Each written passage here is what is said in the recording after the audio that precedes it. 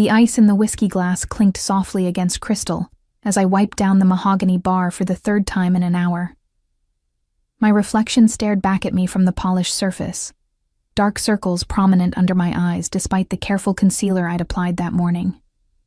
The velvet crown never truly slept, but these early evening hours before the real crowd arrived were my favorite. A brief respite before the chaos of another night serving drinks to men who looked through me like I was invisible. Except for one man. But I couldn't think about him right now. My fingers trembled slightly as I reached for the next glass, the weight of exhaustion pressing down on my shoulders. 3 years I'd been working here. 3 years of double shifts and borrowed money just to keep my small apartment. 3 years of watching the city's most dangerous men conduct business in velvet booths, while I pretended not to hear their conversations. 3 years of surviving, not living. The leather-bound journal in my locker called to me like a siren song. My dirty secret, my confession booth, the one place where I could be honest about everything I saw, everything I felt, especially about him, Sebastian Dante. The name alone made my pulse quicken, a Pavlovian response I'd developed over countless nights of watching him move through his kingdom with the casual grace of a predator who knew he had no equals. I shouldn't write about him. I definitely shouldn't write about the way his dark eyes seemed to see straight through the careful walls I'd built around myself. And I absolutely shouldn't document the increasingly dangerous observations I'd made while working in his club. But the journal was my only outlet. My only friend in a city that had chewed me up and spit me out more times than I could count. Sarah, table 7 needs another round. Marco, the floor manager, appeared at my elbow, his voice cutting through my thoughts. And Mr. Dante wants to see you in his office before the evening rush. My heart stuttered. Sebastian wanted to see me? In 3 years, I'd maybe exchanged 20 words with the man directly.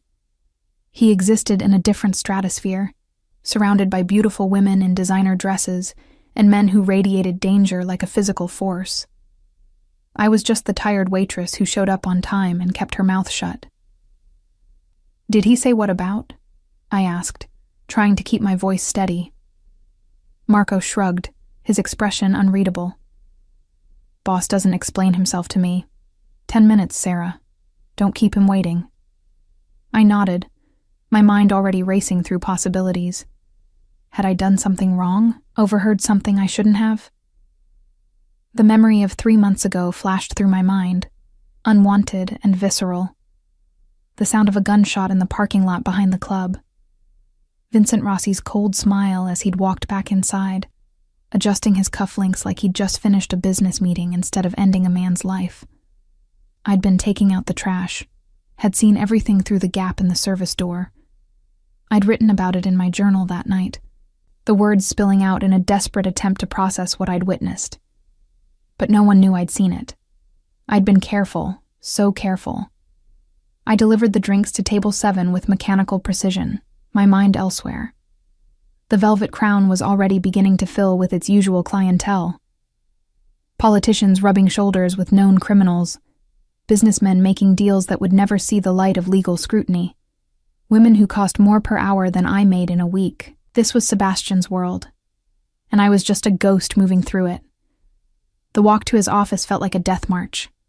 My sensible black flats made no sound on the plush carpet as I climbed the stairs to the private floor. 2 of Sebastian's security team flanked his door, their expressions neutral, but their eyes sharp as they assessed me. I'd seen these men before, knew they were the kind who followed orders without question, whose loyalty was purchased with money and fear in equal measure. "He's expecting you," the taller one said, opening the door without knocking. Sebastian Dante sat behind a massive desk of dark wood, the city skyline spread out behind him through floor-to-ceiling windows. He didn't look up immediately, his attention focused on something in his hands. Even in profile, he was devastating. Sharp jawline, dark hair swept back from a face that belonged on Roman statues. And those eyes. God, those eyes that had haunted my dreams for longer than I cared to admit. Then I saw what he was holding, and my blood turned to ice. My journal, My private, personal, incredibly incriminating journal. Close the door, Sarah.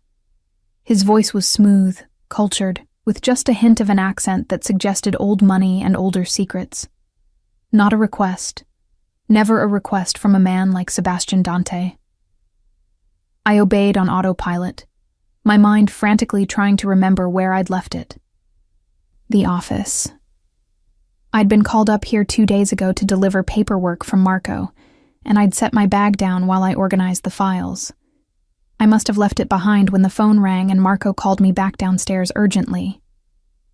"Do you know what this is?" Sebastian asked, finally looking up at me. Those dark eyes were unreadable, his expression giving nothing away. "It's mine," I whispered, my voice barely audible. "I'm sorry. I didn't mean to leave it here. It won't happen again." "No," he agreed softly. "It won't." He stood, moving around the desk with predatory grace. "Because we're going to discuss what's written in here. Every word of it."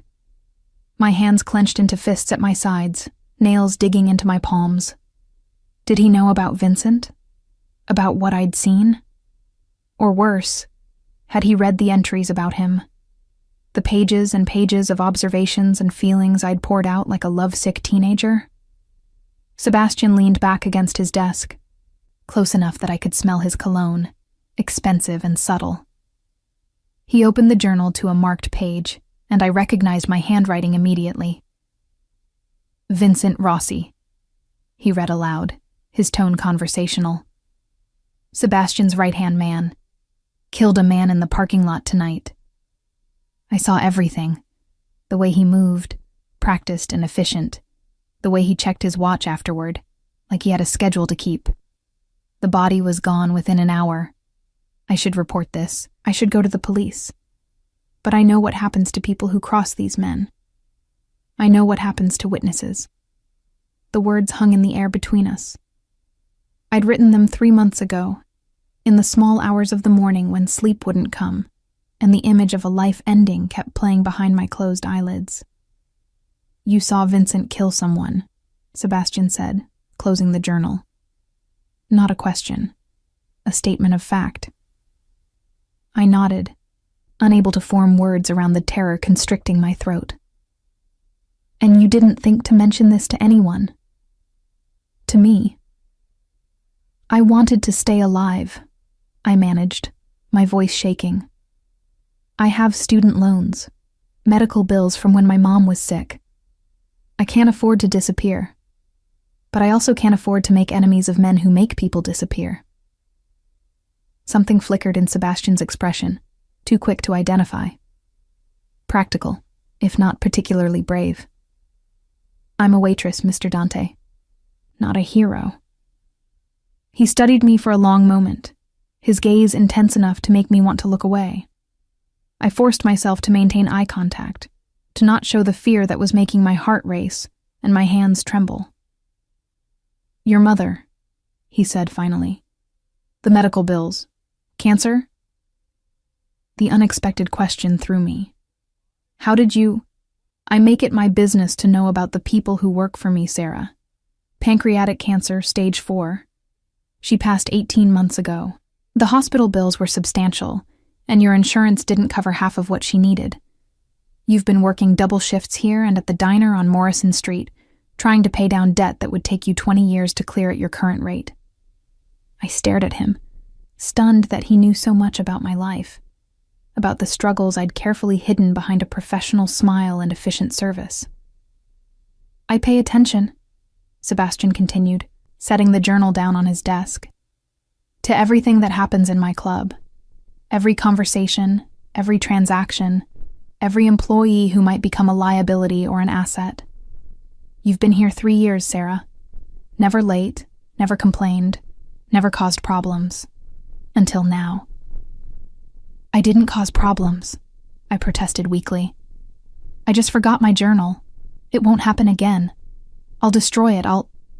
You'll do no such thing." His voice cut through my babbling with quiet authority. "Because this journal is the only thing keeping you alive right now." The words hit me like a physical blow. What? Sebastian moved to the window, his back to me as he gazed out at the city he controlled.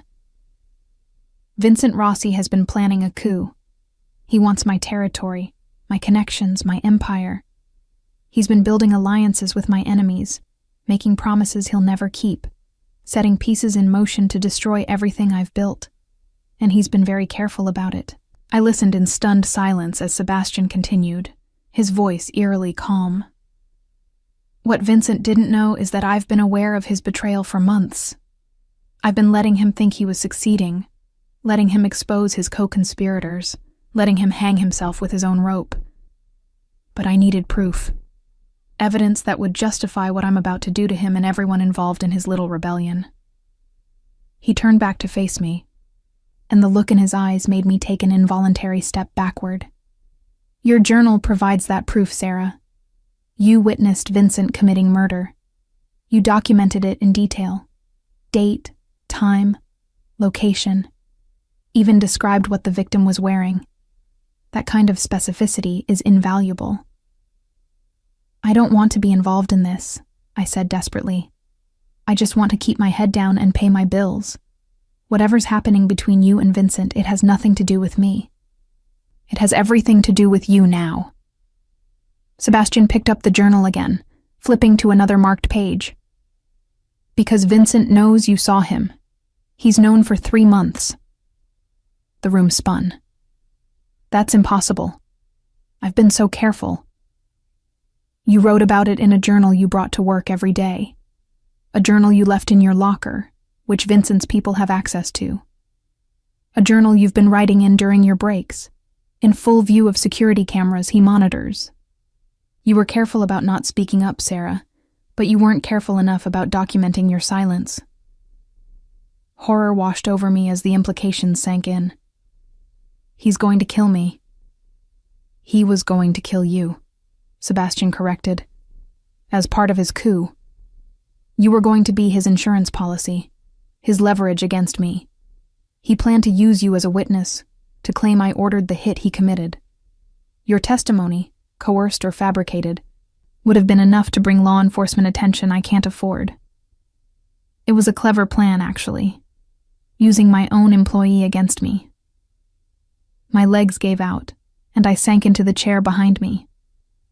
I need to run. I need to leave the city, change my name. You need to stay right here, Sebastian interrupted, his tone brooking no argument. Under my protection. Because if you run, Vincent will find you. If you hide, his people will hunt you down. Your only chance of survival is to remain exactly where you are, doing exactly what you've been doing, while I handle Vincent and his conspiracy. Handle? The word felt heavy on my tongue. Sebastian's smile was cold, deadly. I'm going to eliminate every single person who betrayed me, Sarah. Vincent, his allies, anyone who thought they could take what's mine. It's going to be bloody, and it's going to be final. And when it's done, you'll be safe.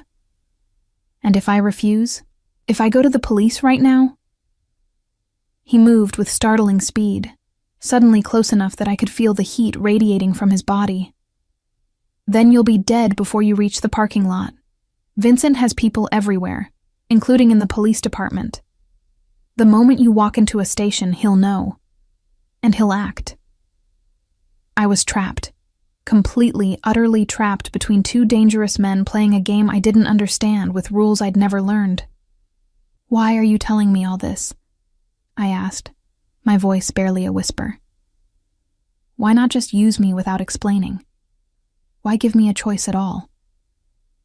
Sebastian reached out, his fingers gentle as they tilted my chin up, forcing me to meet his gaze. Because despite what you might think, Sarah, I'm not a monster. I don't hurt innocents. I don't use people without their knowledge. And because... He paused, something vulnerable flickering across his features before his control reasserted itself. Because I read the rest of your journal. All of it. Oh God. The entries about him. The pages and pages of observations and feelings I'd never meant for anyone to see. the confession I'd written just last week. "The last entry," Sebastian continued, his voice softer now. "Do you remember what you wrote?" I closed my eyes, humiliation burning through me. I remembered. Every word was seared into my memory. "I love him," I whispered, repeating what I'd written. "Even knowing what he is. Even knowing it could destroy me. I love Sebastian Dante, and that's the most dangerous secret I'm keeping." The silence that followed was deafening. I waited for him to laugh, to mock me, to use my feelings as another weapon in his arsenal.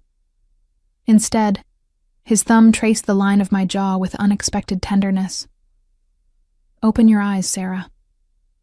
I obeyed, and found him looking at me with an expression I'd never seen before. Something raw and honest that made my breath catch. "I didn't freeze when I read about Vincent's crime," Sebastian said quietly. "I froze when I read those words. Because I've been watching you for 3 years, Sarah Mitchell. Wondering why you never seem to see me the way every other woman in this club does. Wondering why you never asked for favors or special treatment. Wondering how someone could survive in this world while maintaining the kind of integrity that shines from every page of this journal." My heart hammered against my ribs. "What are you saying?" "I'm saying that your feelings aren't one-sided. They never were. I just didn't think I had the right to act on mine. You deserved better than a man who operates in the shadows, who builds empires on blood and fear. You deserved someone who could give you a normal life, a safe life." "I never wanted safe," I breathed. "I wanted real." His lips curved into the first genuine smile I'd ever seen from him, and it transformed his entire face. "Then we're going to have a very complicated relationship, because nothing about my life is simple." Before I could respond, before I could process the impossible reality of Sebastian Dante confessing feelings for me, his phone buzzed. He glanced at it, and his expression hardened instantly. "Vincent just arrived. He's asking for you. He knows about the journal." Fear spiked through me, but Sebastian's hand on my shoulder steadied me. "Stay here. Don't leave this office. Don't open the door for anyone except me. Do you understand?" I nodded, unable to form words. Sebastian moved to the door, then paused, looking back at me. "This ends tonight, Sarah. One way or another. And when it's over, we're going to have a very long conversation about everything written in that journal. Every observation, every feeling, every secret you've been keeping." "Sebastian," I called out as he opened the door. He turned, eyebrow raised in question. "Be careful." His smile this time was all predator. "I'm always careful. It's everyone else who should be worried." The door closed behind him, leaving me alone in his office with my journal, and the stunning revelation that the man I'd loved from a distance had been watching me just as closely. But as I heard raised voices from downstairs, the sounds of confrontation beginning, I realized that confession might have come too late. Because Vincent Rossi was here, and he wanted me dead, and Sebastian Dante had just walked into a war to protect me. The office felt smaller once Sebastian left, the wall seeming to close in as I listened to the muffled sounds from below. My heart hammered against my ribs, each beat a reminder that I was trapped 3 floors above a confrontation that would determine whether I lived or died. I moved to the window, pressing my palm against the cool glass as I stared out at the city lights, trying to steady my breathing. 3 years. 3 years of careful invisibility, of keeping my head down and my observations to myself. And one forgotten journal had shattered everything. My phone buzzed in my pocket. I pulled it out with trembling hands, half expecting a threat from Vincent or one of his people. Instead, it was a text from Melissa, my roommate. "Working late again? Don't forget rent's due tomorrow. Still short, $200. I closed my eyes against the familiar weight of financial anxiety. Even in the middle of what might be my last night alive, the mundane concerns of survival pressed in. The medical bills from Mom's final months, the student loans from a degree I'd never finished, the credit card debt that had accumulated during the 6 months I'd spent as her caretaker instead of working full shifts. Sebastian knew about all of it. He'd said as much. The thought should have unsettled me. The invasion of privacy, the surveillance. But instead, I felt something unexpected. Relief. Someone finally saw me. Really saw me. Not just the smiling waitress who brought drinks and kept secrets. A crash from downstairs made me jump. Glass shattering, followed by raised voices. I couldn't make out words, but I recognized Sebastian's voice, cold and controlled even in confrontation.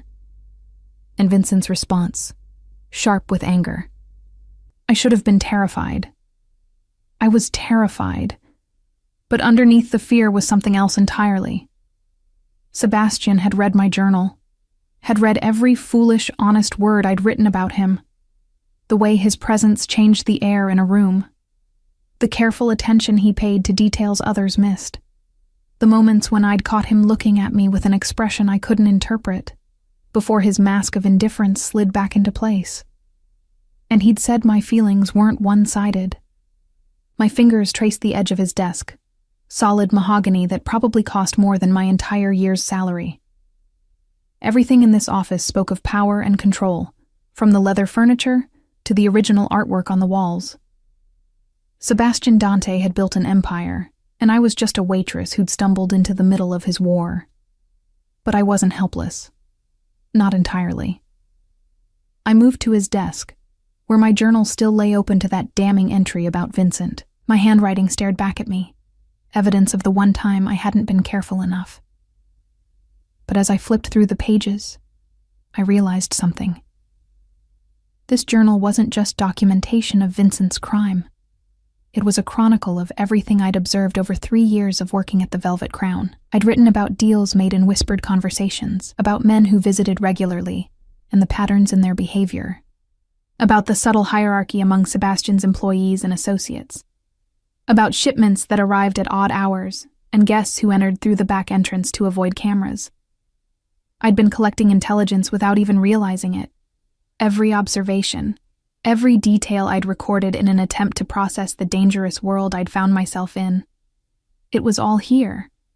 And if Sebastian could use my witnessing of Vincent's murder as evidence of betrayal, then perhaps there was more in these pages that could help him, or that could destroy him if it fell into the wrong hands. The thought sent ice through my veins.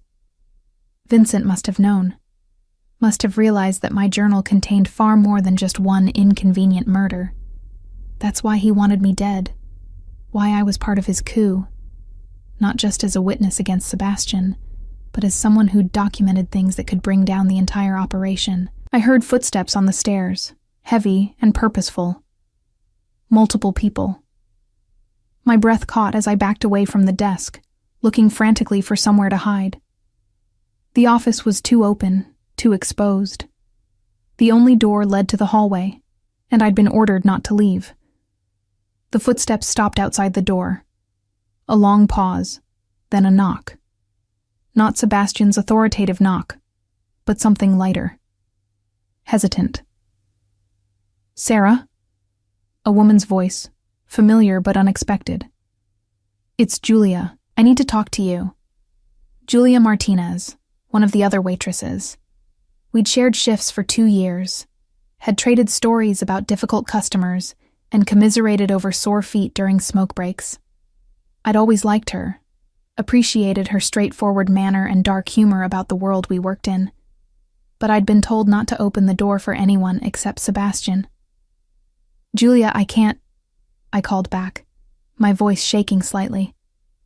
Mr. Dante said, "I know what he said, but Sarah, you need to hear this.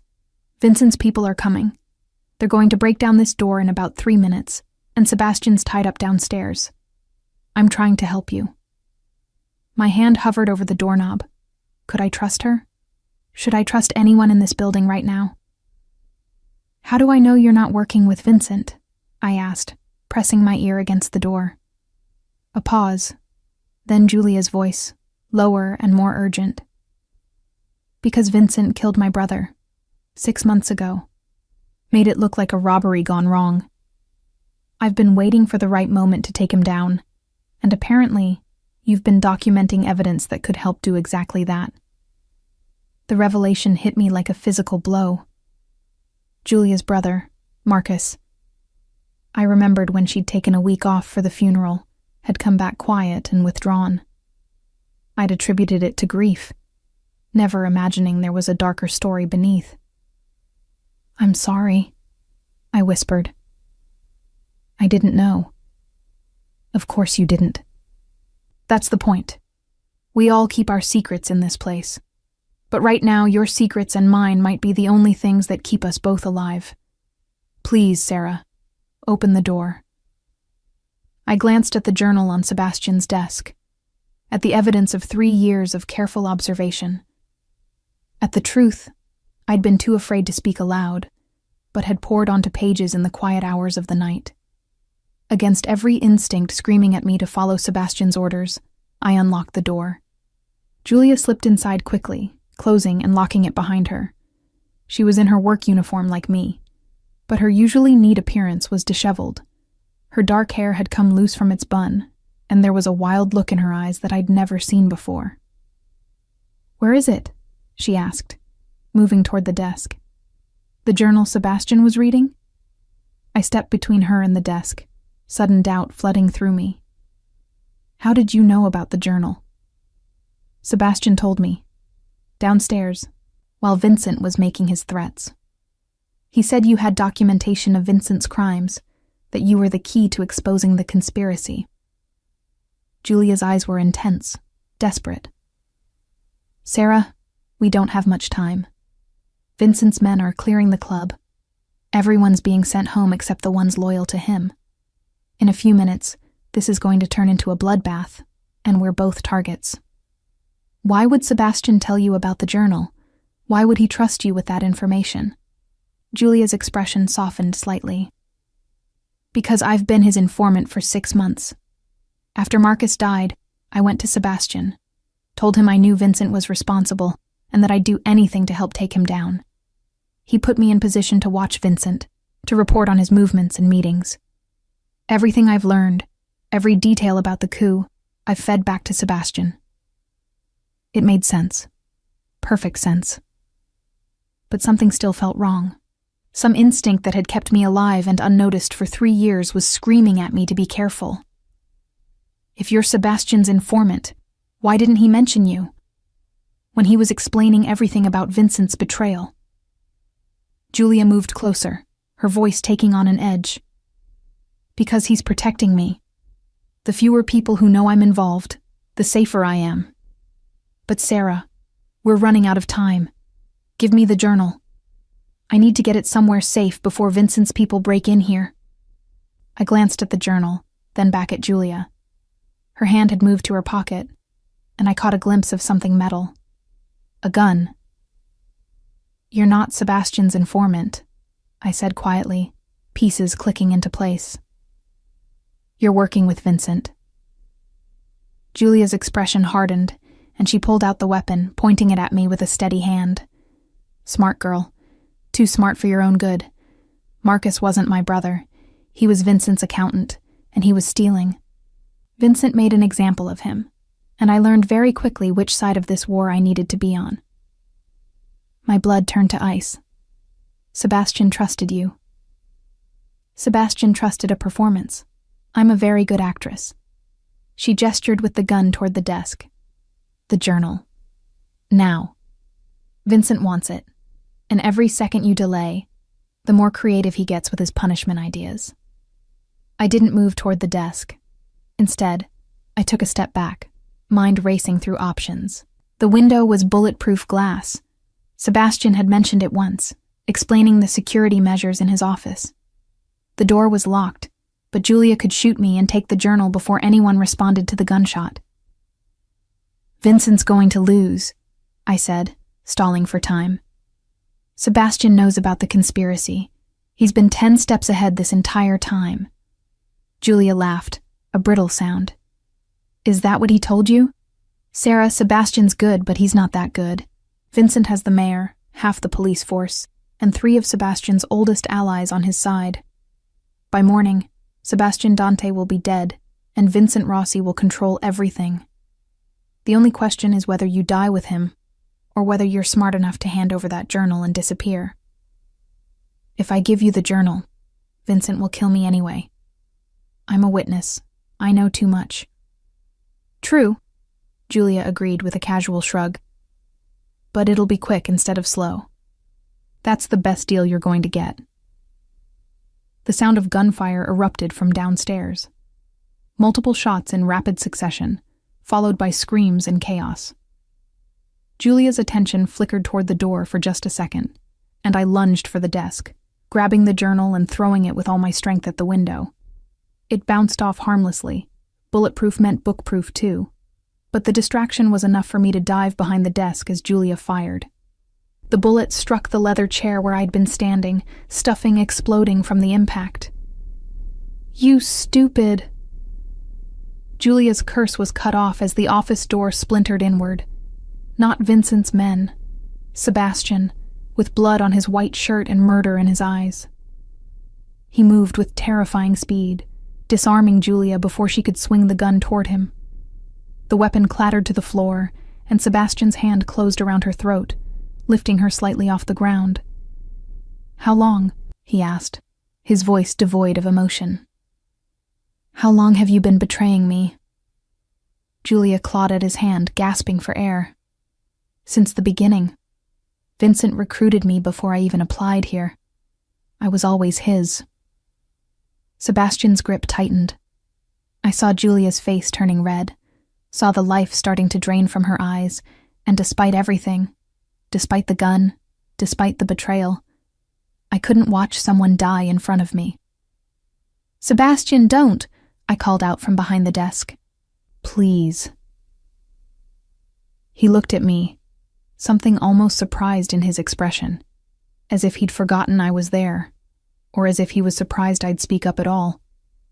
She tried to kill you, he said calmly, still holding Julia suspended.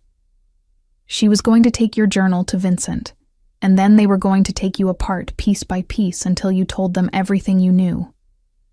I know.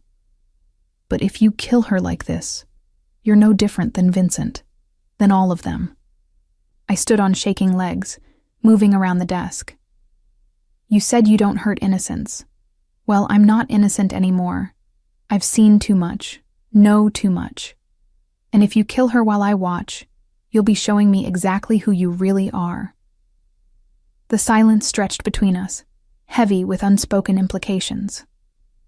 Finally, Sebastian released Julia, letting her crumple to the floor, gasping and coughing.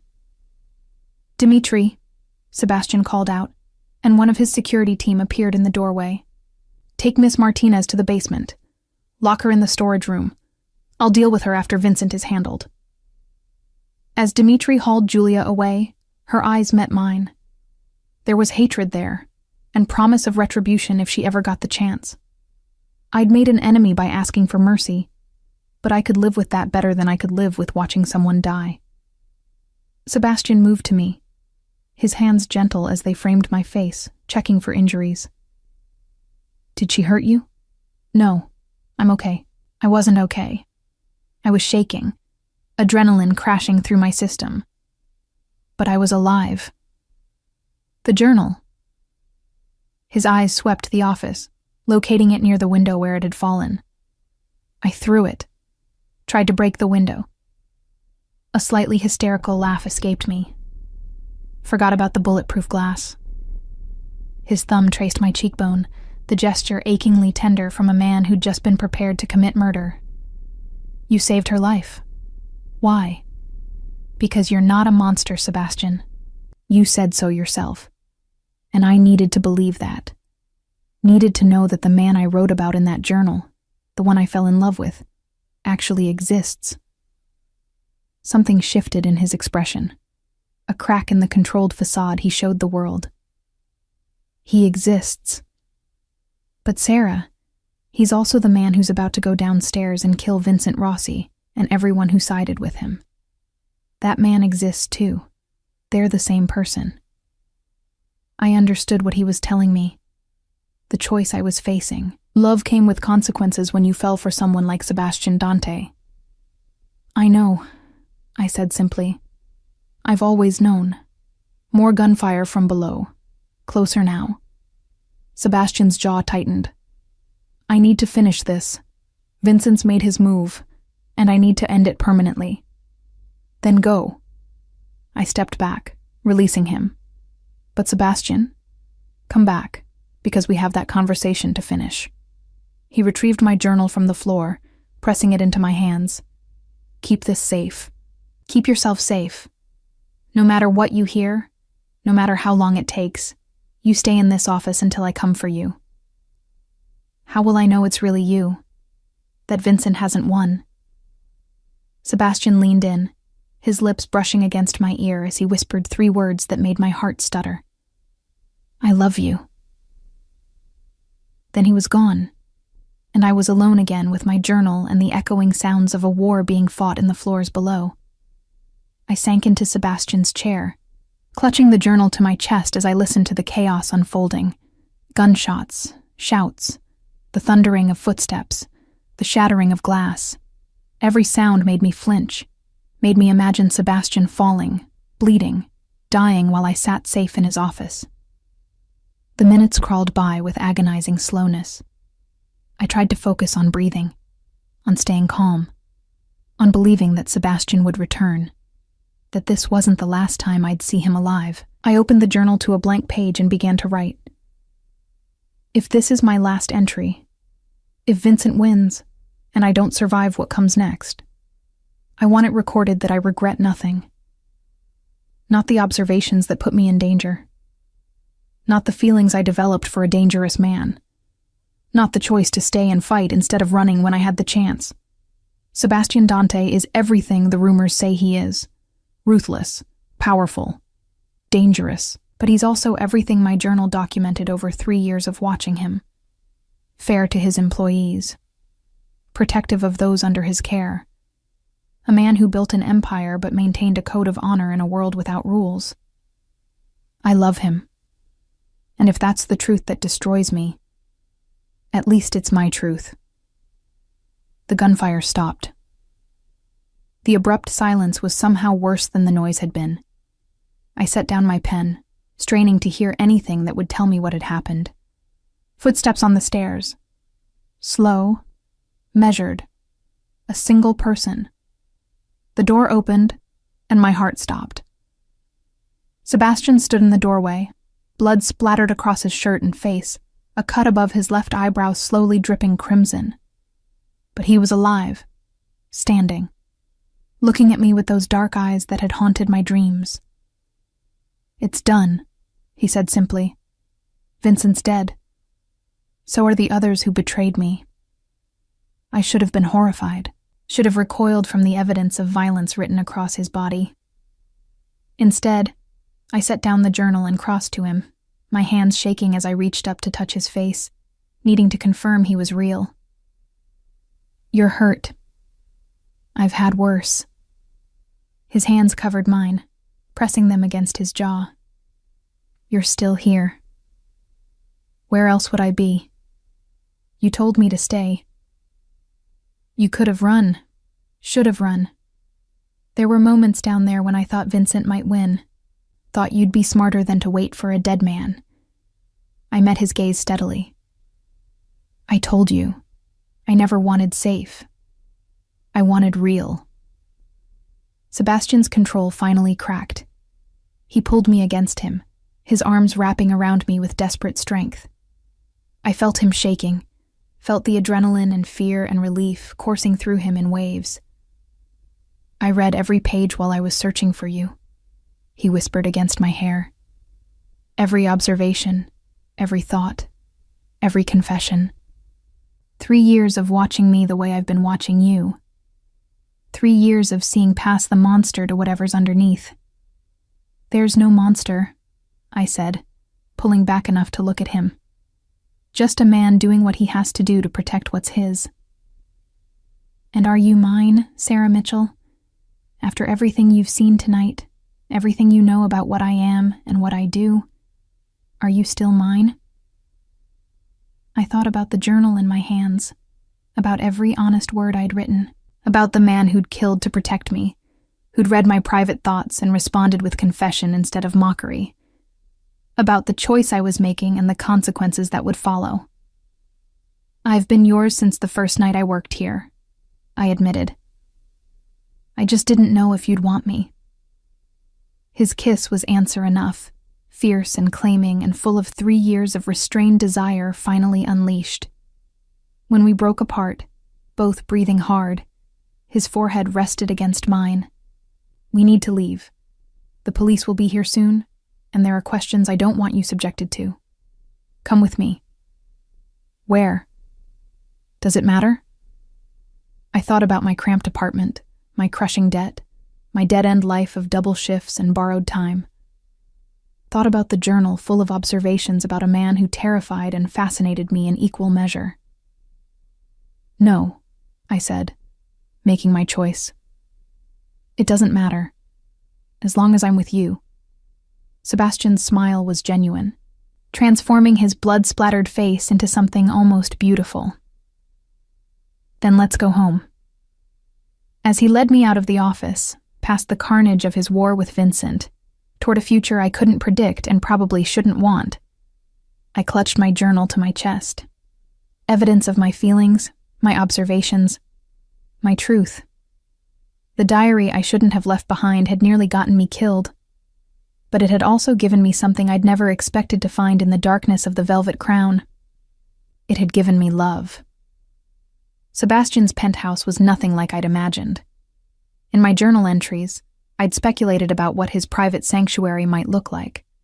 Cold marble, severe furniture, the kind of impersonal luxury that spoke of wealth but not warmth. Instead, I found myself in a space that was surprisingly lived in, with worn leather furniture, bookshelves overflowing with volumes in multiple languages, and artwork that looked collected over years rather than purchased by an interior designer in a single afternoon. The bathroom is through there, Sebastian said, gesturing to a hallway off the main living area. There are clean towels in the cabinet. Take your time. I need to make some calls. I nodded mutely, still processing the last 2 hours.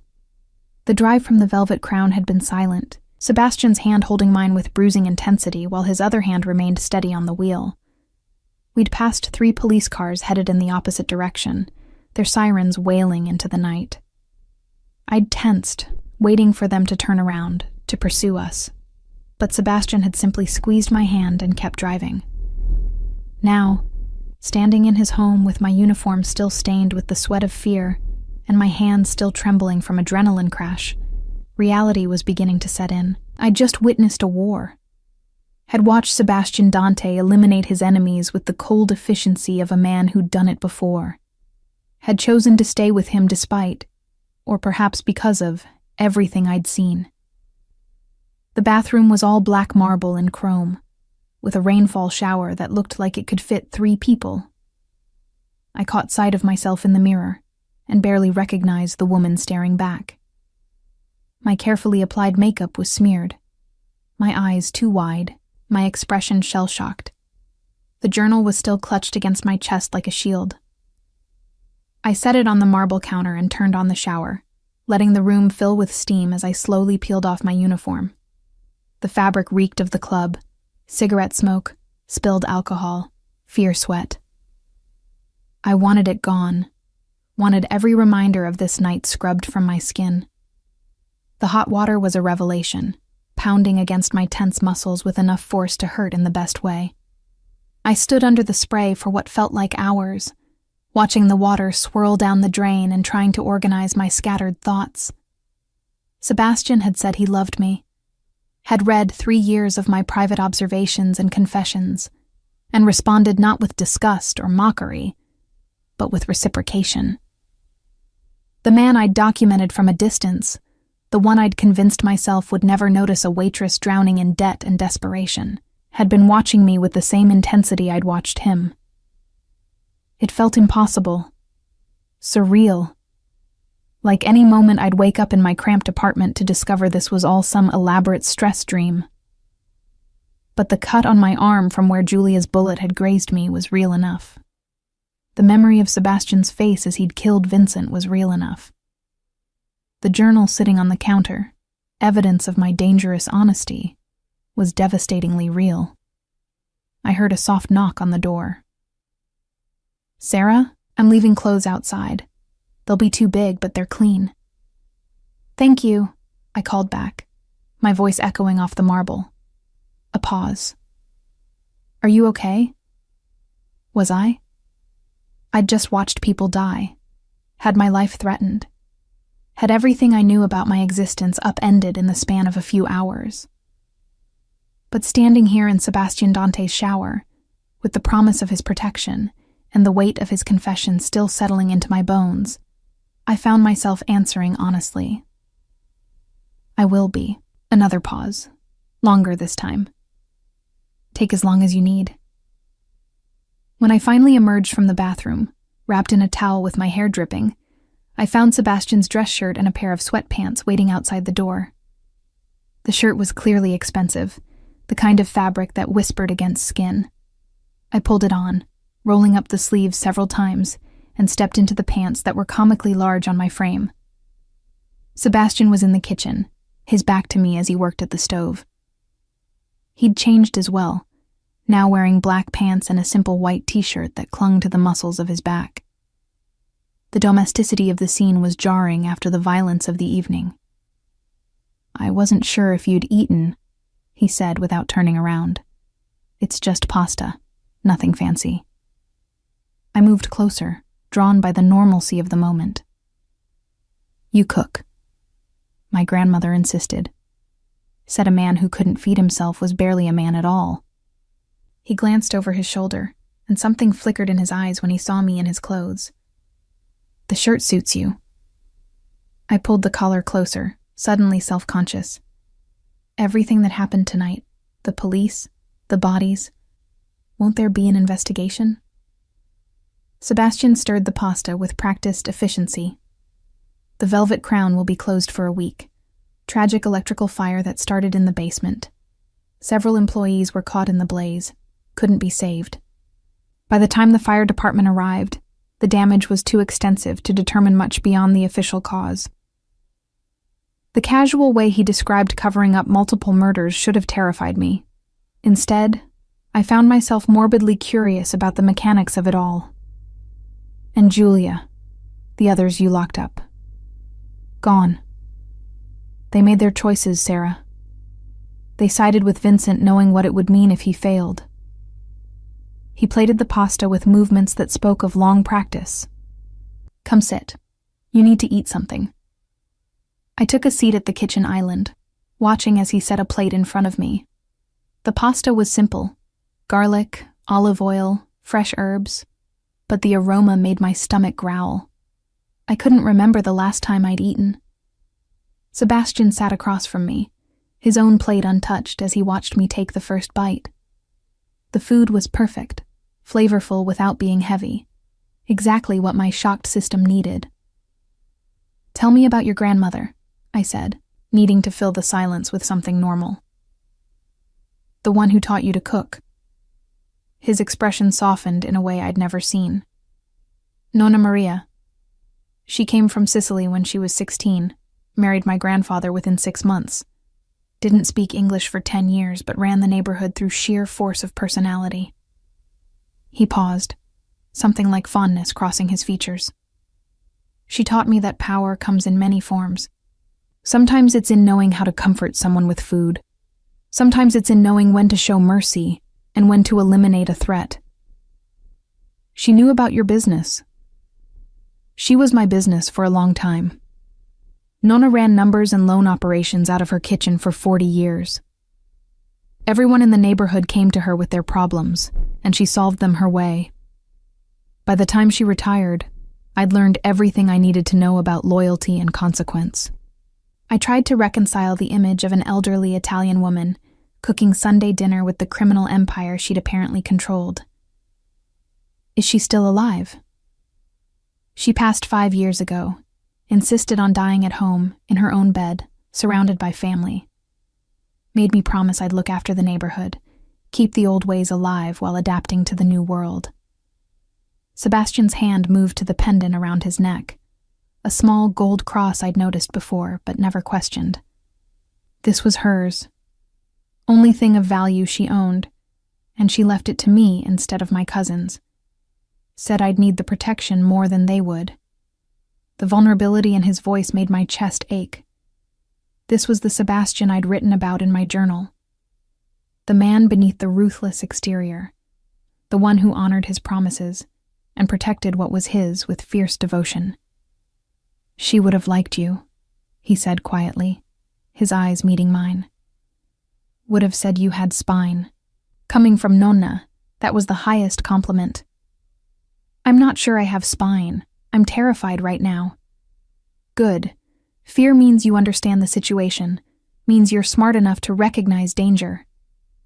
He reached across the island, his fingers brushing mine. But you're still here. That's spine. I thought about my journal, still sitting in the bathroom where I'd left it. 3 years of observations, of carefully documented details about Sebastian's world. All those entries I wrote, the ones about your business meetings, the people who visited the club, the patterns I noticed. I never meant to collect intelligence. I was just trying to make sense of what I was seeing. I know. That's what makes it valuable. You weren't looking for specific information, so you noticed everything instead of focusing on what you thought was important. Random observations that, when put together, create a complete picture of my operations. Sebastian's expression grew serious. Vincent wasn't wrong about that journal being dangerous. In the wrong hands, it could destroy everything I've built. Fear spiked through me. Are you saying I'm a liability? No. I'm saying you're someone I need to protect. Someone I want to protect. He stood, moving around the island to stand beside me. Sarah, what happened tonight changed everything. Vincent's people knew about you, knew about the journal. Even with him gone, there will be others who come looking for answers, for revenge, for advantage. I set down my fork, my appetite vanishing. You're saying I can't go back to my normal life? You never really had a normal life, did you? Working double shifts to pay off impossible debt, barely sleeping, constantly one emergency away from homelessness. His hand cupped my face, gentle despite the violence those same hands had committed hours ago. Let me give you something better. Not as payment for the journal, not as obligation. But because I've spent 3 years wanting you and convincing myself you were better off without me. And now? Now I'm selfish enough to keep you anyway. The kiss was different from the desperate one in his office. This was slower, deliberate, a promise rather than a claiming. I tasted wine on his lips, felt the restrained strength in the way his fingers tangled in my damp hair. When he pulled back, we were both breathing harder. The debt, Sebastian said, his forehead resting against mine. Your mother's medical bills, the student loans, the credit cards, all of it. I'll take care of it. I stiffened. I don't want to be bought. You're not being bought. You're being freed. There's a difference. He pulled back enough to meet my eyes. I have more money than I could spend in 10 lifetimes, Sarah. Letting you struggle under debt that's crushing you while I have the resources to eliminate it in a phone call, that's not honor. That's cruelty. And in exchange? His expression hardened slightly. No exchange. No conditions. Whether you stay with me or not, whether we work out or fall apart, the debt is gone. That's not negotiable. I wanted to argue, wanted to maintain my independence and pride, but the thought of being free from the constant anxiety, the late-night calculations of which bill to pay and which to let slide, the fear of losing everything to one unexpected emergency, it was seductive beyond measure. Why? I whispered. Why me? You could have anyone. Women who understand your world, who come from your background. Why the waitress with crushing debt and a dangerous journal? Sebastian smiled, and it transformed his face into something almost boyish. Because you never wanted anything from me except to be left alone. Because you treated me like a person instead of a walking bank account or a stepping stone to power. Because you wrote a journal full of observations that saw past the reputation to the man underneath. He brushed his thumb across my lower lip. And because when I read your confession, when I saw that you loved me despite knowing what I am, I realized I'd been in love with you for longer than I wanted to admit. That's a lot of becauses. I'm a complicated man with complicated reasons for the things I do. He stepped back, giving me space. But here's the simple truth, Sarah. I want you in my life, in my home, in my bed. Not as an obligation or a transaction, but as a partner. Someone who sees all of me, and chooses to stay anyway. My heart hammered against my ribs. This was the moment, the choice that would define everything that came after. I could walk away, take his offer to clear my debt, and start fresh somewhere far from his dangerous world. Or I could stay, accepting all the complications and dangers that came with loving a man like Sebastian Dante. I thought about the journal entries I'd written over 3 years, about the man I'd documented with careful observation and growing affection, about the way he'd protected me tonight, the way he'd killed for me without hesitation, about his grandmother's cross and his ability to cook pasta and the careful way he'd read every word I'd written. I'll stay, I said, making my choice. But Sebastian, I need you to understand something. I'm not built for this world. I don't know how to navigate the politics or the violence or the constant danger. I'm going to make mistakes. I'm going to question things you consider normal. I'm going to push back when I think you're wrong. Good, he said simply. I don't want a yes woman, Sarah. I want you. All your questions and complications and moral stands. That's the whole point. Relief washed through me, followed quickly by a new anxiety. What happens tomorrow? When reality sets in, and I'm living in a penthouse with a man I barely know beyond what I've observed from a distance? Sebastian's smile was knowing.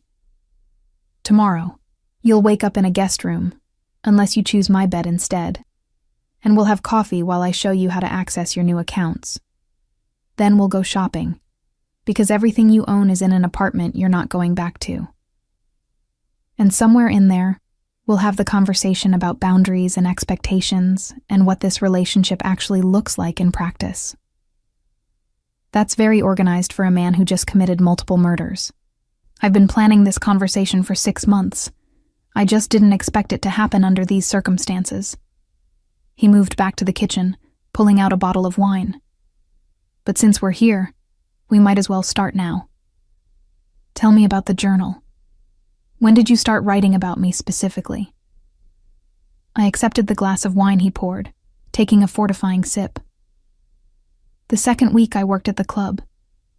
You came in early before the staff arrived. I was in the office, dropping off paperwork.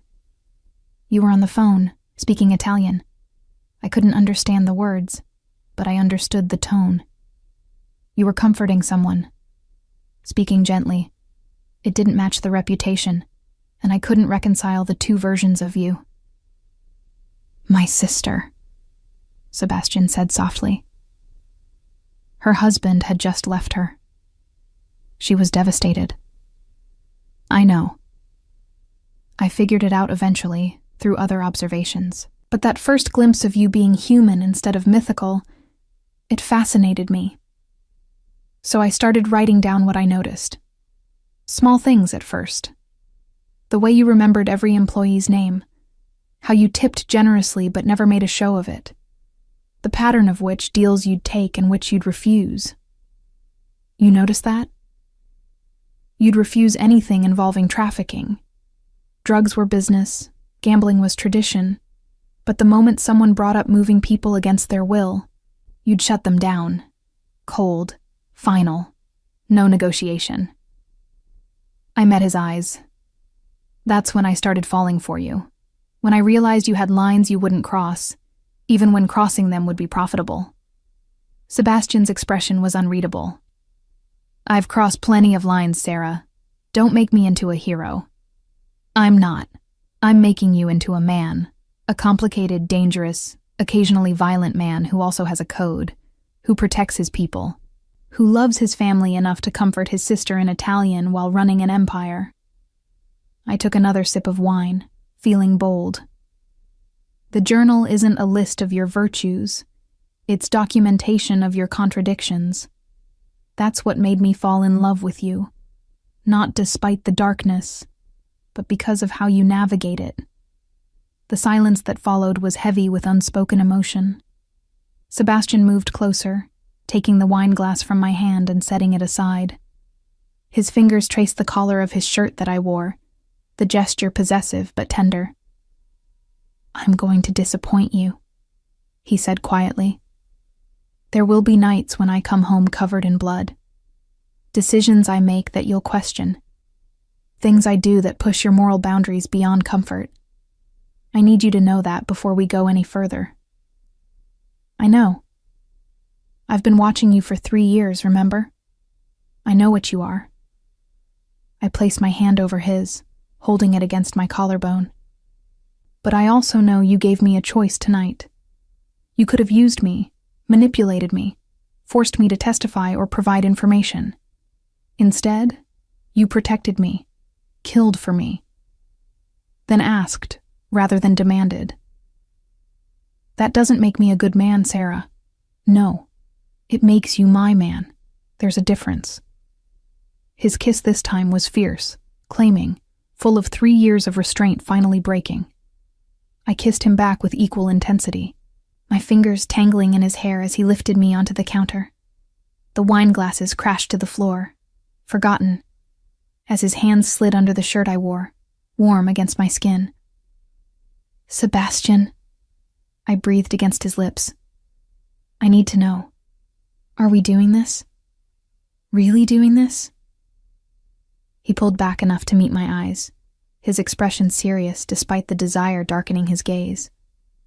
I've wanted you since the first time I saw you drop a tray and apologize to empty air before anyone even noticed. I've watched you work yourself to exhaustion for 3 years, while I tried to convince myself you were better off without my attention. Tonight I almost lost you. So yes, Sarah Mitchell, we're really doing this. Then take me to bed. Not the guest room. Your bed. Something hot and possessive flashed in his eyes. He lifted me from the counter with easy strength, my legs wrapping around his waist as he carried me through the penthouse. His bedroom was as surprisingly lived in as the rest of the space. A massive bed with rumpled sheets, more bookshelves, framed photographs of people I assumed were family. He set me down gently, his hands moving to the buttons of the shirt I wore. Tell me if you want me to stop. Anytime, any reason. I need to hear you say you understand that. I understand, but Sebastian, I'm not going to ask you to stop. The shirt fell away, followed by the borrowed sweatpants. His hands were reverent as they mapped my body, learning every curve and hollow with patient attention. When he finally joined me on the bed, skin against skin, I felt the last of my carefully maintained distance crumble. This was real. He was real. The dangerous, complicated man I'd documented for 3 years was mine, and I was his, and tomorrow would bring new challenges and dangers. But tonight, in his bed with his hands on my skin and his breath in my ear, I let myself believe in the possibility of happiness. Later, as I lay in his arms with my head on his chest, listening to the steady rhythm of his heartbeat, Sebastian spoke into the darkness. The journal. Do you still want to keep writing in it? I thought about the worn leather cover, about 3 years of observations and confessions. I don't know. It nearly got me killed. But it also brought us together, gave me insight into how you see the world, how you see me. His fingers traced idle patterns on my shoulder. I'd like you to keep writing. Not observations about my business. That's too dangerous now that people know what you notice. But about us. About this. I want to read how you process what we're building together. That's very trusting for a man who controls everything. With you, I don't want control. I want honesty. The kind of raw truth you write when you think no one's reading. He pressed a kiss to my hair. Besides, if I'm disappointing or being an ass, I'd rather read about it in your journal than have you silently resent me. I laughed, the sound surprising me with its normalness. Fair point, though I reserve the right to be honest about when you're being overprotective or controlling. I'm going to be both of those things frequently. It's who I am. I know. I documented it thoroughly. I tilted my head to look up at him. Sebastian, thank you for protecting me tonight, for reading my journal and not mocking me for it, for giving me a choice when you could have simply taken what you wanted. His arms tightened around me. Thank you for staying, for seeing past the monster to whatever's underneath, for writing a journal that showed me I wasn't alone in this feeling. As I drifted toward sleep, safe in the arms of a dangerous man who'd killed to protect me, I thought about tomorrow, about the debt that would disappear, the life that would change, the journal entries I'd write about this new reality. But mostly, I thought about the last line I'd written before Sebastian returned from his war with Vincent. I love him. And if that's the truth that destroys me, at least it's my truth. Turned out, that truth hadn't destroyed me at all. It had saved me. Morning arrived with sunlight streaming through floor-to-ceiling windows I'd been too distracted to notice the night before. I woke slowly, disoriented by the unfamiliar weight of expensive sheets and the warm body beside me. For a moment, I thought I was dreaming. Then the events of the previous night came rushing back with startling clarity. Vincent's betrayal. Julia's gun pointed at my chest. Sebastian's hands covered in blood. The choice I'd made to stay. I turned my head carefully, not wanting to wake him. Sebastian slept on his stomach. One arm stretched across the space where I'd been. His face relaxed in a way I'd never seen while he was conscious. There was a scar along his shoulder blade that I hadn't noticed in the darkness. Old, well-healed. The kind that spoke of violence survived. I wanted to trace it with my fingers. To catalog this new intimacy the way I'd cataloged everything else about him in my journal. The journal. I'd left it in the bathroom last night, forgotten in the aftermath of Sebastian's confession and the gravity of my decision. The thought of leaving it unattended sent a spike of anxiety through me. Irrational though it was. We were in Sebastian's penthouse. No one could access it without his permission. But 3 years of paranoia weren't easily dismissed. I slipped from the bed as quietly as possible, pulling on the discarded shirt from the night before. Sebastian didn't stir, his breathing deep and even. I padded across the bedroom, my bare feet silent on the hardwood floor, and made my way back to the bathroom. The journal sat exactly where I'd left it on the marble counter, looking innocuous despite the chaos it had caused. I picked it up, running my fingers over the worn leather cover. How many entries had I written? How many observations and confessions had I poured onto these pages, thinking they were private thoughts that would never see another person's eyes? I flipped it open to a random page, dated about 6 months ago. Sebastian fired one of his managers today. Mikhail, the one who ran the East Side operations.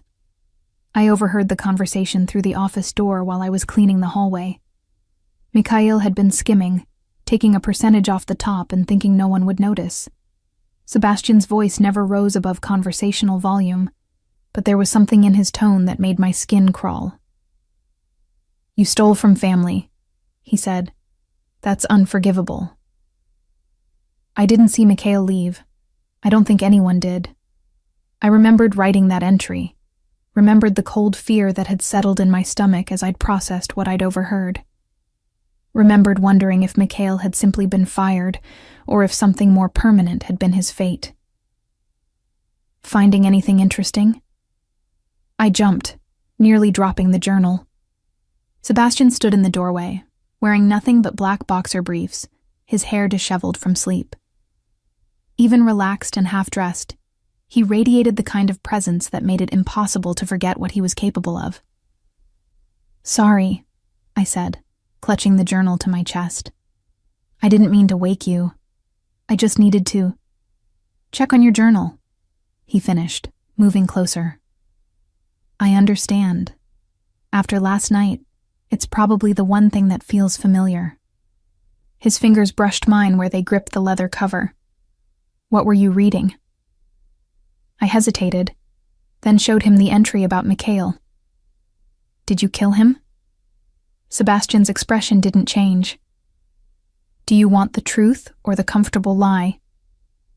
"Always the truth, even when it's ugly." "Then yes. Mikhail stole from me, endangered my operations through his greed, and put other people at risk with his carelessness. He was given a chance to make it right, refused, and faced the consequences." He met my eyes steadily. "Does that change how you feel about last night? About your decision to stay?" I thought about it honestly, examining my reaction. Horror? Yes, some. Fear? Definitely. But also a strange sense of understanding. In Sebastian's world, betrayal had consequences. Theft from family, and he'd called his organization family, wasn't a matter for police or courts. It was handled internally, finally. "No," I said slowly, "it doesn't change anything. I knew what you were when I fell in love with you. The journal documents it all. The violence, the ruthlessness, the way you eliminate problems permanently. I can't claim ignorance now." Something softened in his expression. Most people lie to themselves. Tell themselves their partner will change, or that they didn't really see what they saw. You don't do that. I've been lying to myself for 3 years about whether you'd ever notice me. I'm done with lies, even comfortable ones. I set the journal back on the counter. "But Sebastian, I need to understand the rules. Your world has codes I don't know. Lines I might cross without realizing it. If I'm going to be part of your life, I need to know how not to get myself or anyone else killed." He nodded, respect evident in his gaze. "Fair enough. Come on. Let's have coffee and I'll give you the primer on surviving in my world." 20 minutes later, we sat at his kitchen island with espresso in tiny cups that probably cost more than my entire dish collection. I'd pulled on the sweatpants from the night before, and Sebastian had added a t-shirt to his boxer briefs. The domesticity of the scene was surreal, drinking morning coffee with a man who'd killed people less than 12 hours ago. "Rule 1, Sebastian began, his tone serious despite the casual setting. "Never repeat anything you hear in my presence.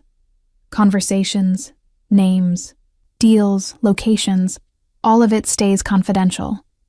The moment you share information, even innocently, you become a liability." I thought about my journal, full of overheard conversations and documented observations. I've already broken that rule. Everything I wrote was for yourself, in a private journal you never intended anyone to read. That's different from gossip or deliberate disclosure. He sipped his espresso. "But going forward, no more documenting business details. Your observations about me personally, about us, that's fine. But names, operations, deals, those stay out of the journal." "Understood. What's rule 2? Never go anywhere without security. I know it feels excessive, but Sarah, Vincent wasn't the only person who might want leverage against me. You're a vulnerability now, a known association. That makes you a target." The weight of what he was saying settled over me. So I'll always have bodyguards following me? Watching me? For a while, yes. Eventually people will understand that touching you means war, and the surveillance can be less obvious. but initially you'll have a security detail anytime you leave this building." His expression was apologetic, but firm. "I won't compromise on this." I nodded, swallowing the instinctive protest. I'd known choosing Sebastian meant choosing his world, with all its restrictions and dangers. Rule 3? Trust your instincts. If something feels wrong, it probably is. If someone makes you uncomfortable, tell me immediately. If you sense danger, get to safety first and ask questions later. He reached across the counter, taking my hand. "You have good instincts, Sarah. The journal proves it. You noticed patterns others missed, sensed danger before it materialized. Don't second-guess that ability just because you're in a new situation. What about with you? What if my instincts tell me you're being overprotective or controlling?" A small smile curved his lips. "Then you tell me, we argue about it, and we find a compromise." I said I don't want a yes woman, and I meant it. But understand that some things aren't negotiable. Your safety, for instance. On that subject, I will always err on the side of excessive caution. We spent the next hour going over more guidelines. How to identify who in Sebastian's organization could be trusted. What to do if we were separated during an emergency. How to communicate in public when discussing sensitive matters. The protocols felt overwhelming, but I forced myself to absorb every detail. "Now," Sebastian said, refilling our coffee cups. "Let's talk about the practical matters. Your apartment. I'm having your personal belongings moved here this week. Anything you want to keep, my people will bring. The rest can be donated or disposed of." "Just like that? I don't get to pack my own things?" "You could, but it would require security accompanying you, and I'd prefer not to broadcast where you live to anyone watching. Safer to have a team handle it discreetly." He pulled out his phone, showing me a banking app. "Your accounts. I've transferred enough to cover 6 months of living expenses, though you won't need it since you're staying here. Consider it security, just in case." I looked at the number on the screen and felt my stomach drop. It was more than I'd made in 2 years of working double shifts. "Sebastian, this is too much." "It's insurance. If something happens to me, if you decide you need to leave, if any emergency requires immediate funds, you have them. No arguments." His tone left no room for negotiation. "The debt?" I asked quietly, almost afraid of the answer. "Handled as of 6 this morning. Medical bills, student loans, credit cards, all paid in full. You'll receive confirmation from each creditor within 48 hours. He said it so casually, as if erasing crushing debt was no more complicated than ordering breakfast. Tears burned behind my eyes. 3 years of suffocating anxiety, of choosing between food and electricity, of lying awake, calculating which bill could be delayed another month. Gone. Just like that. I don't know what to say. You don't have to say anything. Just promise me you'll stop running yourself into the ground trying to survive. You're safe now, Sarah. Financially, physically, in every way that matters. Let yourself believe that. I wanted to believe it, desperately. But years of precarious existence had taught me that safety was temporary, that disaster could strike without warning. What if this doesn't work out? What if we realize we're incompatible and I need to leave? Then you leave with enough money to start fresh and my protection to ensure no one bothers you. The debt stays paid regardless. What we build together isn't contingent on financial obligation. He moved around the counter, tilting my chin up to meet his eyes. I need you to understand this, Sarah. You're not here because you owe me. You're here because I want you here. And because you chose to stay. Those are the only reasons that matter. The kiss was gentle, reassuring, so different from the passion of the night before. When he pulled back, I was crying in earnest, overwhelmed by the sudden shift in my circumstances. Sorry, I said, wiping at my eyes. I'm not usually this emotional. It's just a lot to process. You witnessed murders, had a gun pointed at you, and had your entire life upended in the span of 12 hours. You're entitled to some tears. He handed me a napkin. But Sarah, I need you to start thinking differently, not as a waitress living paycheck to paycheck, but as someone who belongs in my world. That means no more apologizing for taking up space or having needs. Understood? I nodded, dabbing at my eyes. I'll try. Good. Now, let's discuss today's agenda. We need to get you proper clothes, everything in your size, suitable for various occasions. You'll need a phone that isn't easily tracked. And we should probably discuss what you want to do for work, since waitressing is no longer an option. That pulled me up short. Work? I assumed you'd want me to just... I don't know. Be available when you need me? Sebastian's expression hardened.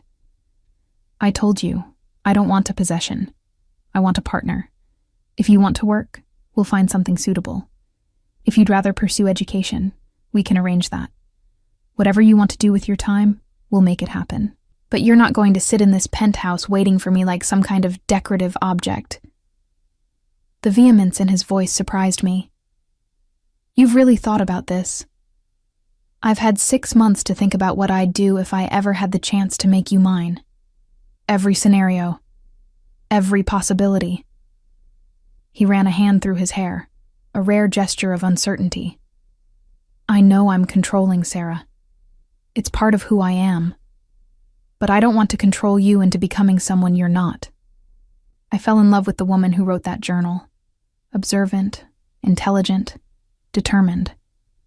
I want to support her, not diminish her. I stood, moving around the counter to stand in front of him. I want to go back to school, finish my nursing degree. I had to drop out when Mom got sick, and I've always regretted not completing it. Then that's what you'll do. I'll make some calls, find out which programs are currently accepting applications. Sebastian, I interrupted gently. I can research programs myself. I don't need you to arrange everything. He looked like he wanted to argue, then visibly restrained himself. Right, of course. You're capable of handling your own education planning. I smiled, recognizing how difficult it was for him to relinquish control. But maybe you could help me figure out which schools have the best security, since I'll need protection while attending classes? Relief crossed his features. That I can definitely help with. We spent the rest of the morning in strange domesticity, discussing degree programs while eating breakfast, planning my wardrobe needs while Sebastian fielded phone calls about the Velvet Crown cleanup. It felt surreal, this blending of normal life concerns with the underlying violence of his world. Around noon, Sebastian's phone rang with a call that made his expression darken. He stepped away to take it, his voice dropping to the controlled tone I recognized as dangerous. When he returned, his jaw was tight. We have a problem. One of Vincent's allies, Marcus Volkov, survived last night. He's gone to ground, but he's making noise about revenge. Claims you witnessed something that could implicate me in crimes beyond Vincent's murder. My blood ran cold. The journal. He must know about the other observations I documented. Probably. Which means we need to make a decision. Sebastian's eyes were serious. We can wait for him to make a move. Or we can be proactive. Find him first. Eliminate the threat permanently. You mean kill him. I mean protect us. Volkov won't stop, Sarah. Men like him see mercy as weakness. If we don't act, he'll keep coming until he either succeeds or dies trying. I thought about the journal entries documenting various crimes I'd witnessed, about how much damage that information could do in the wrong hands, about the life I'd chosen when I decided to stay with Sebastian. Then we find him first, I said, my voice steadier than I felt.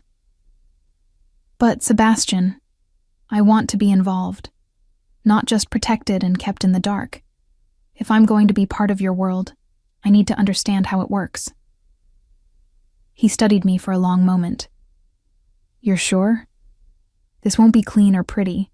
Finding Volkov means interrogating people who won't want to talk. It means violence." "I'm sure. I can't hide behind security and pretend not to know what's happening. That's not who I am." Something like pride flashed in Sebastian's eyes. "All right. But we do this my way, with proper precautions. And if at any point it becomes too much, you tell me immediately. Deal?" "Deal." As Sebastian made calls to mobilize his people, I retrieved my journal from the bathroom. I turned to a fresh page and began to write. Day 1 of my new life. I woke up in Sebastian Dante's bed, had coffee while discussing rules for surviving in the criminal underworld, and agreed to help hunt down a man who wants us both dead. This should terrify me more than it does. But I've spent 3 years observing Sebastian's world from the outside. Now I'm on the inside, and everything I documented is about to become my reality. The violence, the loyalty, the codes that govern this shadow empire.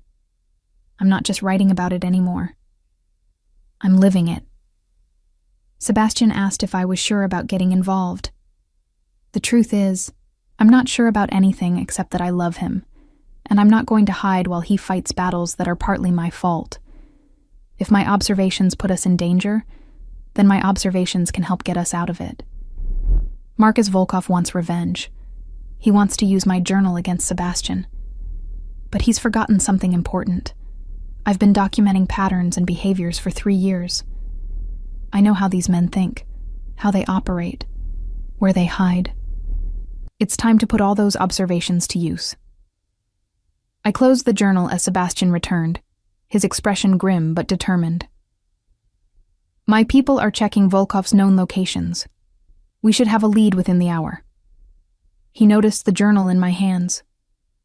Writing about our morning? Writing about what comes next. I met his eyes steadily. Sebastian, in my observations about Volkov, I documented that he has a sister, Elena. She works at a hospital on the east side, administrative position. He's protective of her, mentioned her in conversations I overheard. If he's gone to ground, he might try to contact her. Sebastian's expression shifted to something calculating. You remember details like that from random observations? I remember everything. It's why the journal got so dangerous. I documented more than I realized. I flipped back through pages, finding the entry about Volkov. Here. 6 months ago, he was talking to another associate about his sister's promotion. Said she was the only family he had left, that he'd do anything to protect her. Then that's our leverage. Sebastian pulled out his phone. I'll have someone watching the sister.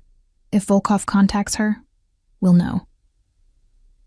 As he made the call, I realized something. This was my role now, not just Sebastian's partner, but an active participant in his world. My observations, the details I'd compulsively documented for 3 years, weren't just private confessions anymore. They were intelligence, assets, tools for survival. I'd spent 3 years writing about Sebastian Dante's empire from a safe distance. Now I was helping build it, protect it, fight for it. The journal that had nearly gotten me killed might be the very thing that kept us both alive. The irony wasn't lost on me, and as Sebastian returned, pulling me close with satisfaction evident in his eyes, I realized I wouldn't have it any other way. This was my life now. Complicated, dangerous, built on a foundation of violence and loyalty in equal measure. But it was real, and it was mine, and I'd chosen it with my eyes wide open. No more observing from the sidelines, no more careful distance. I was in Sebastian's world completely now, and together, we'd face whatever came next, even if that meant hunting down a man who wanted us dead. The surveillance photo arrived 3 hours later, grainy but clear enough to confirm what we'd suspected. Marcus Volkov, captured by one of Sebastian's people outside the hospital where his sister worked. He'd been careful. Different clothes than the night before, a baseball cap pulled low, approaching from a service entrance that avoided main security cameras, but not careful enough. "He's scared," Sebastian said, studying the image on his tablet. "Look at his body language. Hunched shoulders, constantly checking over his shoulder. He knows we're hunting him." I leaned closer, examining the photo with the same attention to detail I'd applied to 3 years of observations. "He's carrying something. See? The way his jacket hangs on the right side. There's weight in that pocket." Sebastian zoomed in, his expression hardening. "Gun, probably the same one he had last night when Vincent's coup fell apart." He glanced at me with something like approval. "Good eye." The praise sent an unexpected warmth through me. I'd spent so long being invisible, my observations dismissed or ignored, that having Sebastian value my input felt like validation I hadn't known I needed. "What's the plan?" I asked, watching as he forwarded the photo to several contacts. "We wait for him to leave the hospital, then we follow. He'll lead us to wherever he's hiding, and we'll end this." Sebastian's tone was matter-of-fact, discussing murder with the same casual efficiency he'd used to discuss breakfast. "The question is whether you want to be there when it happens." I thought about what he was really asking. Did I want to witness him kill someone? See firsthand the violence I'd only read about in news reports and overheard in whispered conversations? "I want to be there," I said, surprising myself with the certainty in my voice. "Not because I want to watch someone die, but because I need to understand fully what your world looks like. If I'm going to be part of this, I can't pick and choose which parts I acknowledge." Sebastian studied me for a long moment, searching for doubt or fear. Whatever he saw must have satisfied him, because he nodded.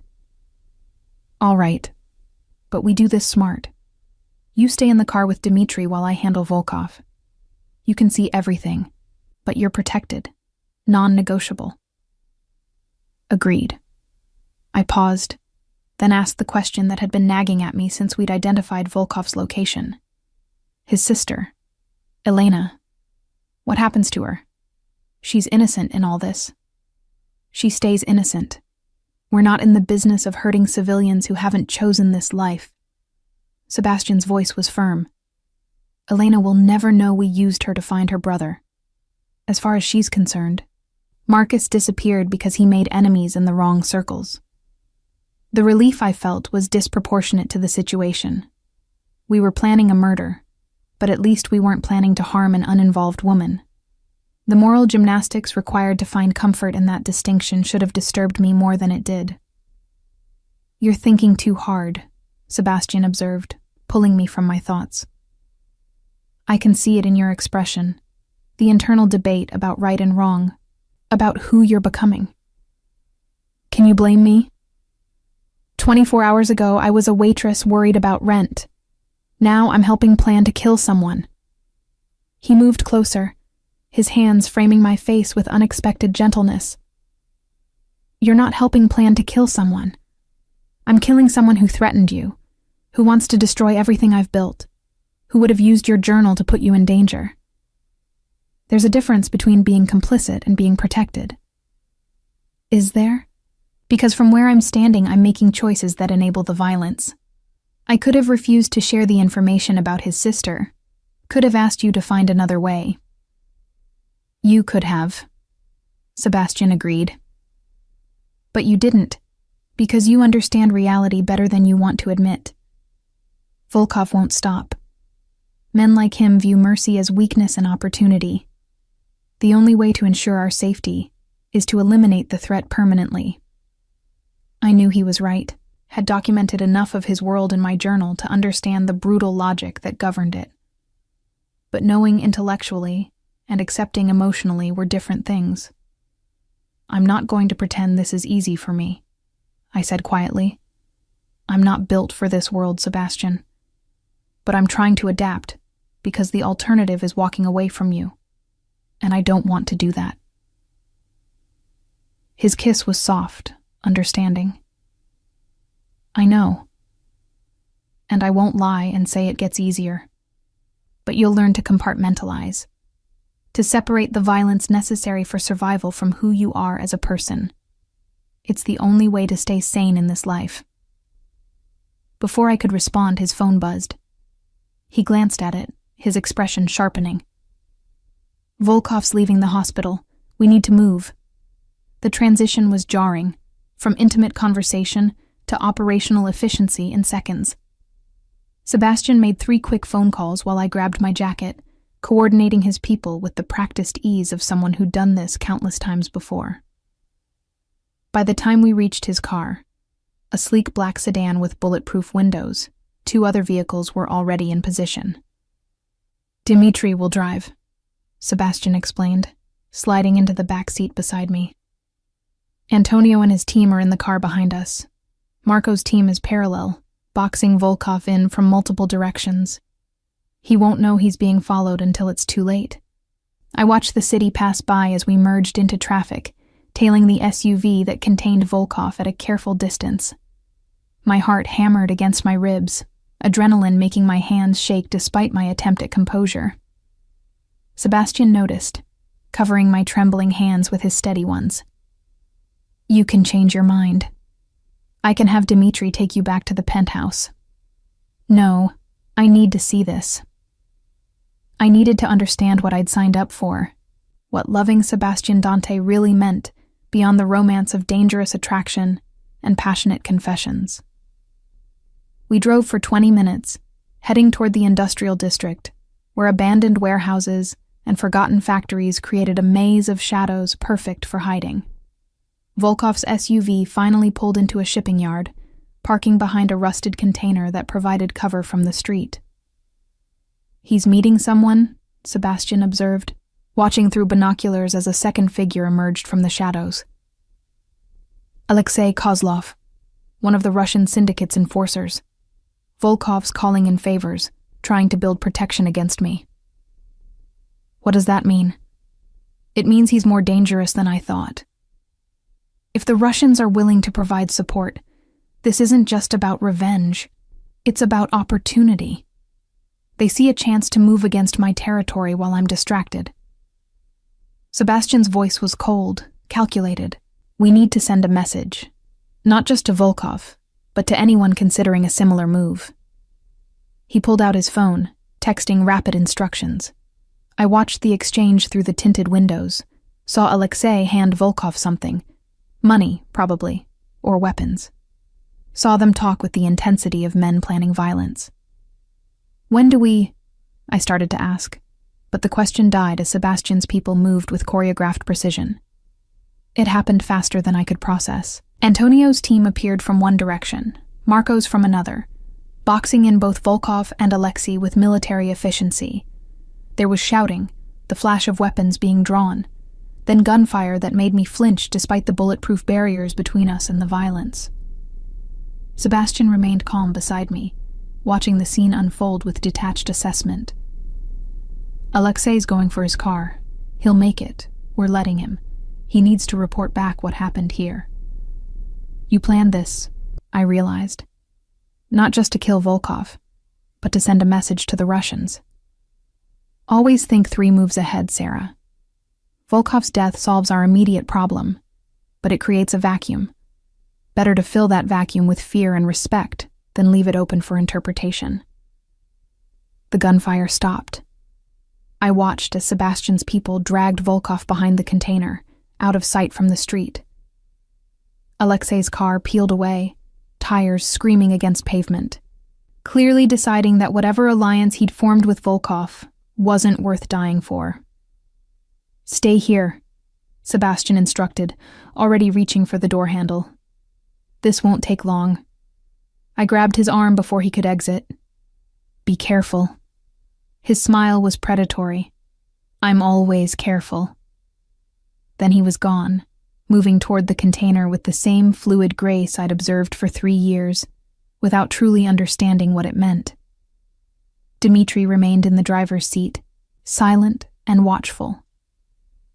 I could see his eyes constantly scanning our surroundings, checking mirrors, assessing threats with the practiced vigilance of a man who'd kept Sebastian alive through countless dangerous situations.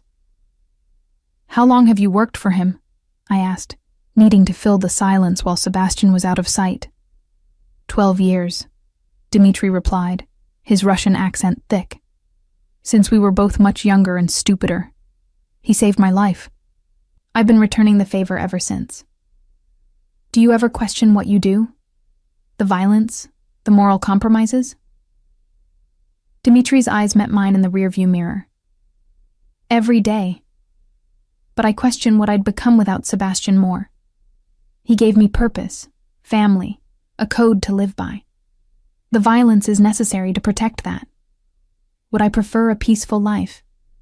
Maybe. But this is the life I chose, and I make peace with it by ensuring the violence serves a purpose beyond cruelty." His words echoed what Sebastian had said about compartmentalization, about finding ways to live with the darkness by maintaining clear boundaries about why and when it was deployed. Movement caught my eye.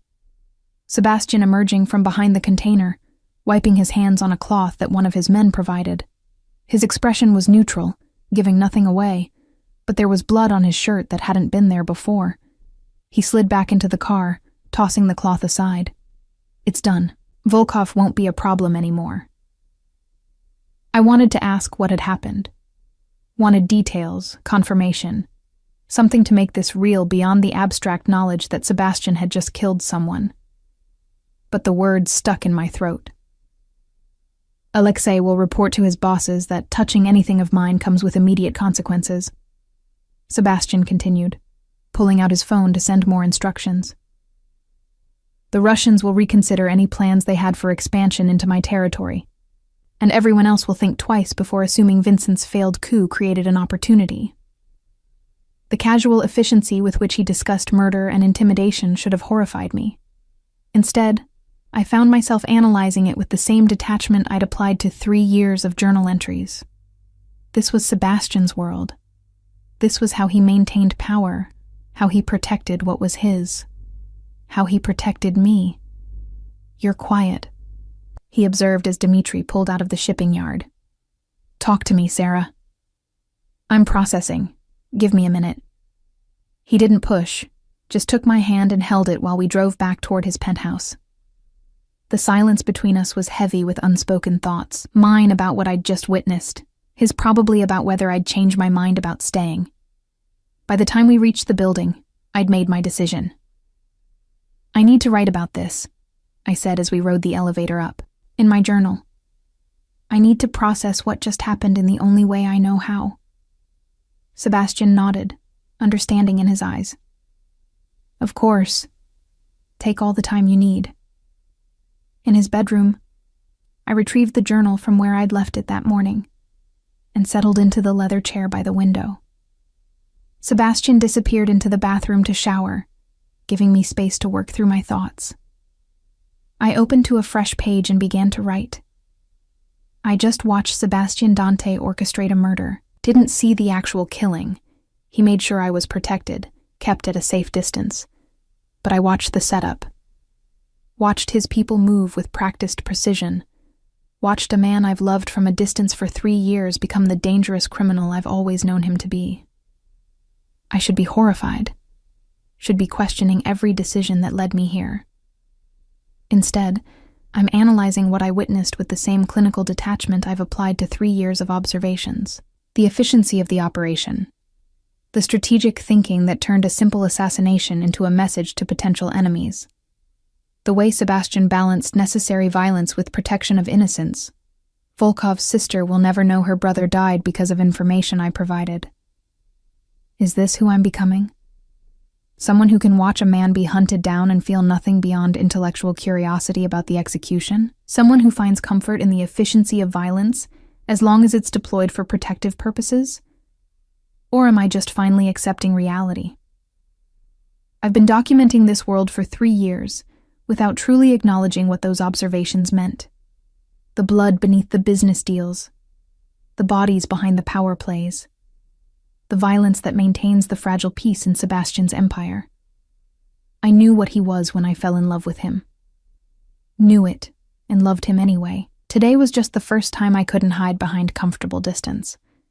Couldn't pretend the observations in my journal were about someone else's life. This is my life now. Our life. Built on foundations that would crumble under conventional morality, but hold steady according to the codes that govern Sebastian's world. I'm not sure what that makes me. Complicit? Compromised? Changed beyond recognition from the waitress who started this journal 3 years ago? Maybe all of those things. Maybe none of them. Maybe I'm just a woman learning to navigate a dangerous world alongside the man she loves, making peace with necessary violence while maintaining her own boundaries about what she'll accept. Marcus Volkov is dead. I helped make that happen by providing information about his sister, and I'm not going to pretend I feel guilty about it because he would have killed us both given the chance. That's the brutal mathematics of this world. Eliminate threats before they eliminate you. I understand it now. Not just intellectually, but viscerally. This is what choosing Sebastian means. This is the price of safety in his world. And I'm willing to pay it.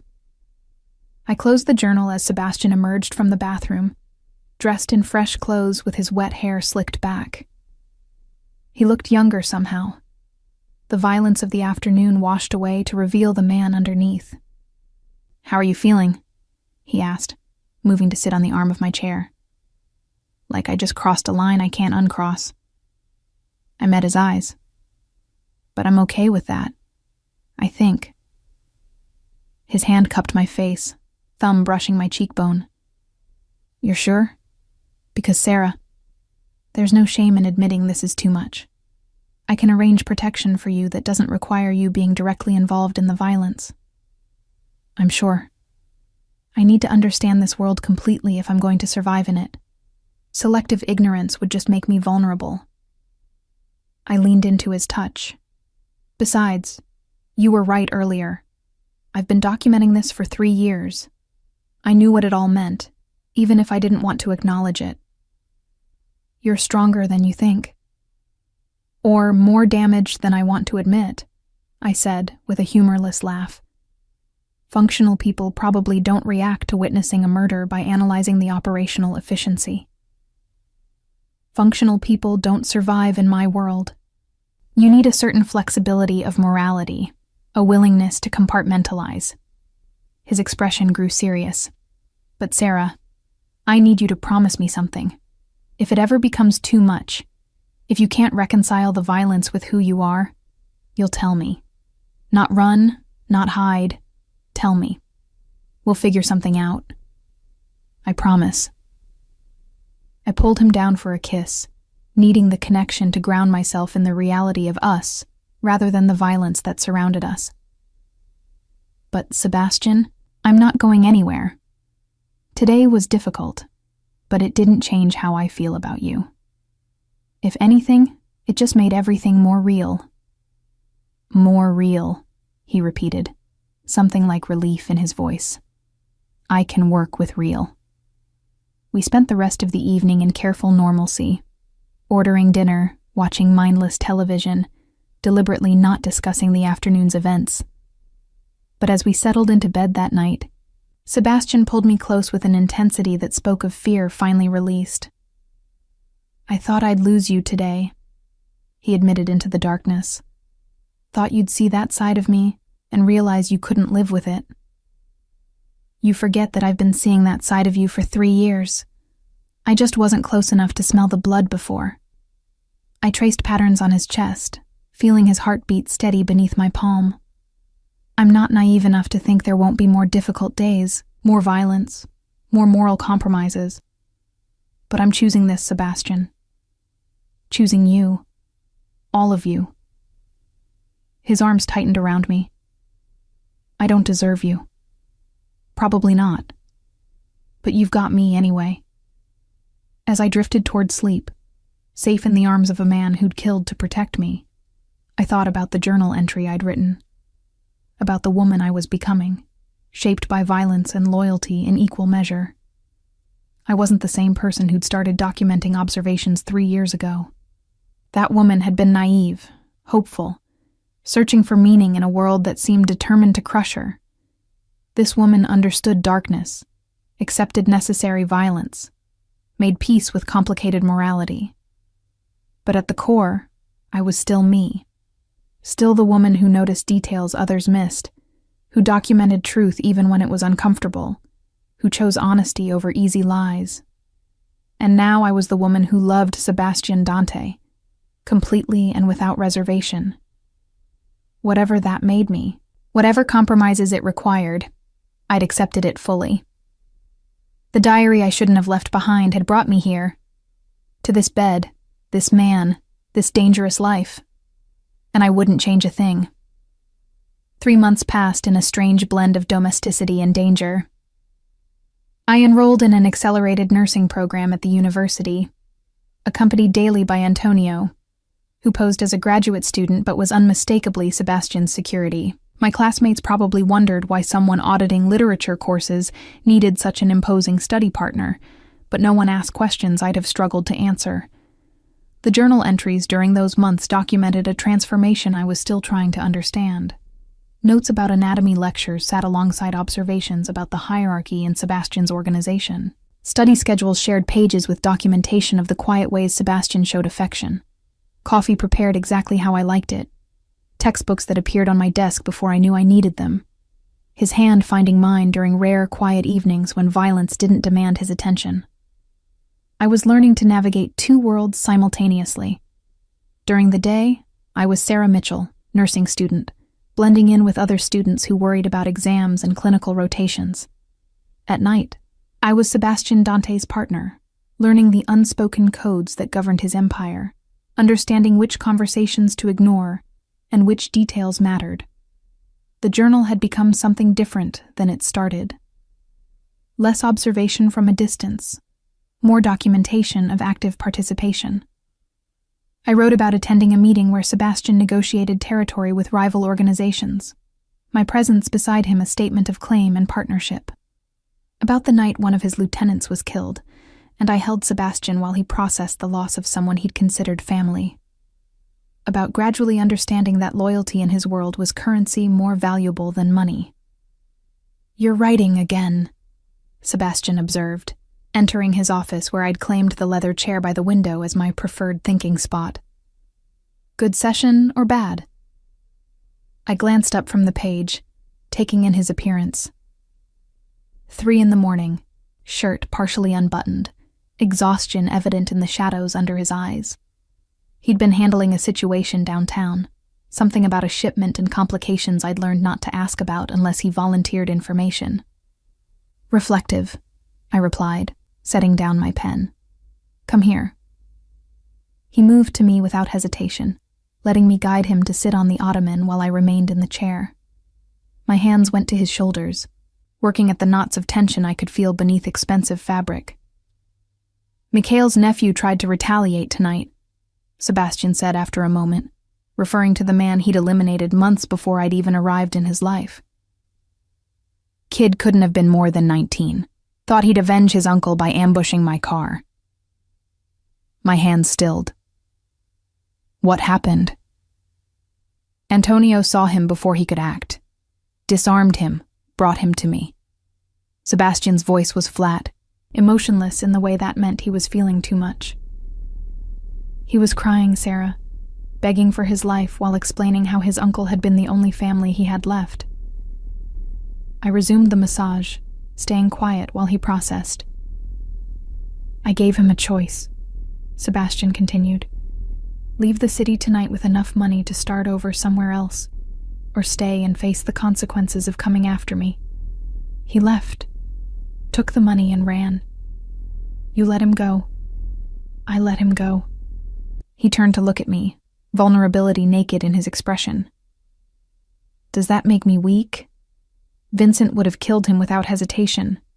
Most people in my position would have." I cupped his face, forcing him to maintain eye contact. "It makes you human. It makes you the man I fell in love with. The one who understands the difference between necessary violence and cruelty for its own sake. My father would have killed him. Said mercy to enemies creates more enemies. Your father isn't here, and you're not him. You've built something different, Sebastian. Brutal when required, but not needlessly cruel. That balance is what makes people loyal to you beyond simple fear. He pulled me from the chair onto his lap, burying his face against my neck. Sometimes I wonder if you see me too clearly, if you understand me better than I understand myself. I've been documenting you for 3 years. I probably do. I ran my fingers through his hair, feeling him gradually relax against me. What did the journal say tonight that has you so contemplative? I hesitated, then decided he deserved the truth. I was writing about change, about how 3 months ago, the thought of you killing someone horrified me on a visceral level. Now I analyze whether the violence was necessary, whether alternatives existed, whether the outcome protected our interests.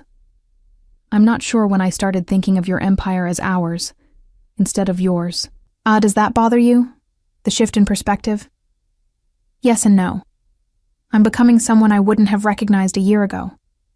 Someone who can discuss murder over breakfast and attend nursing lectures in the afternoon without cognitive dissonance.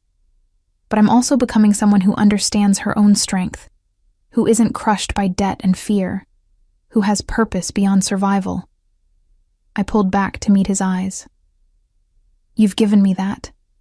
This life, for all its complications, has given me that.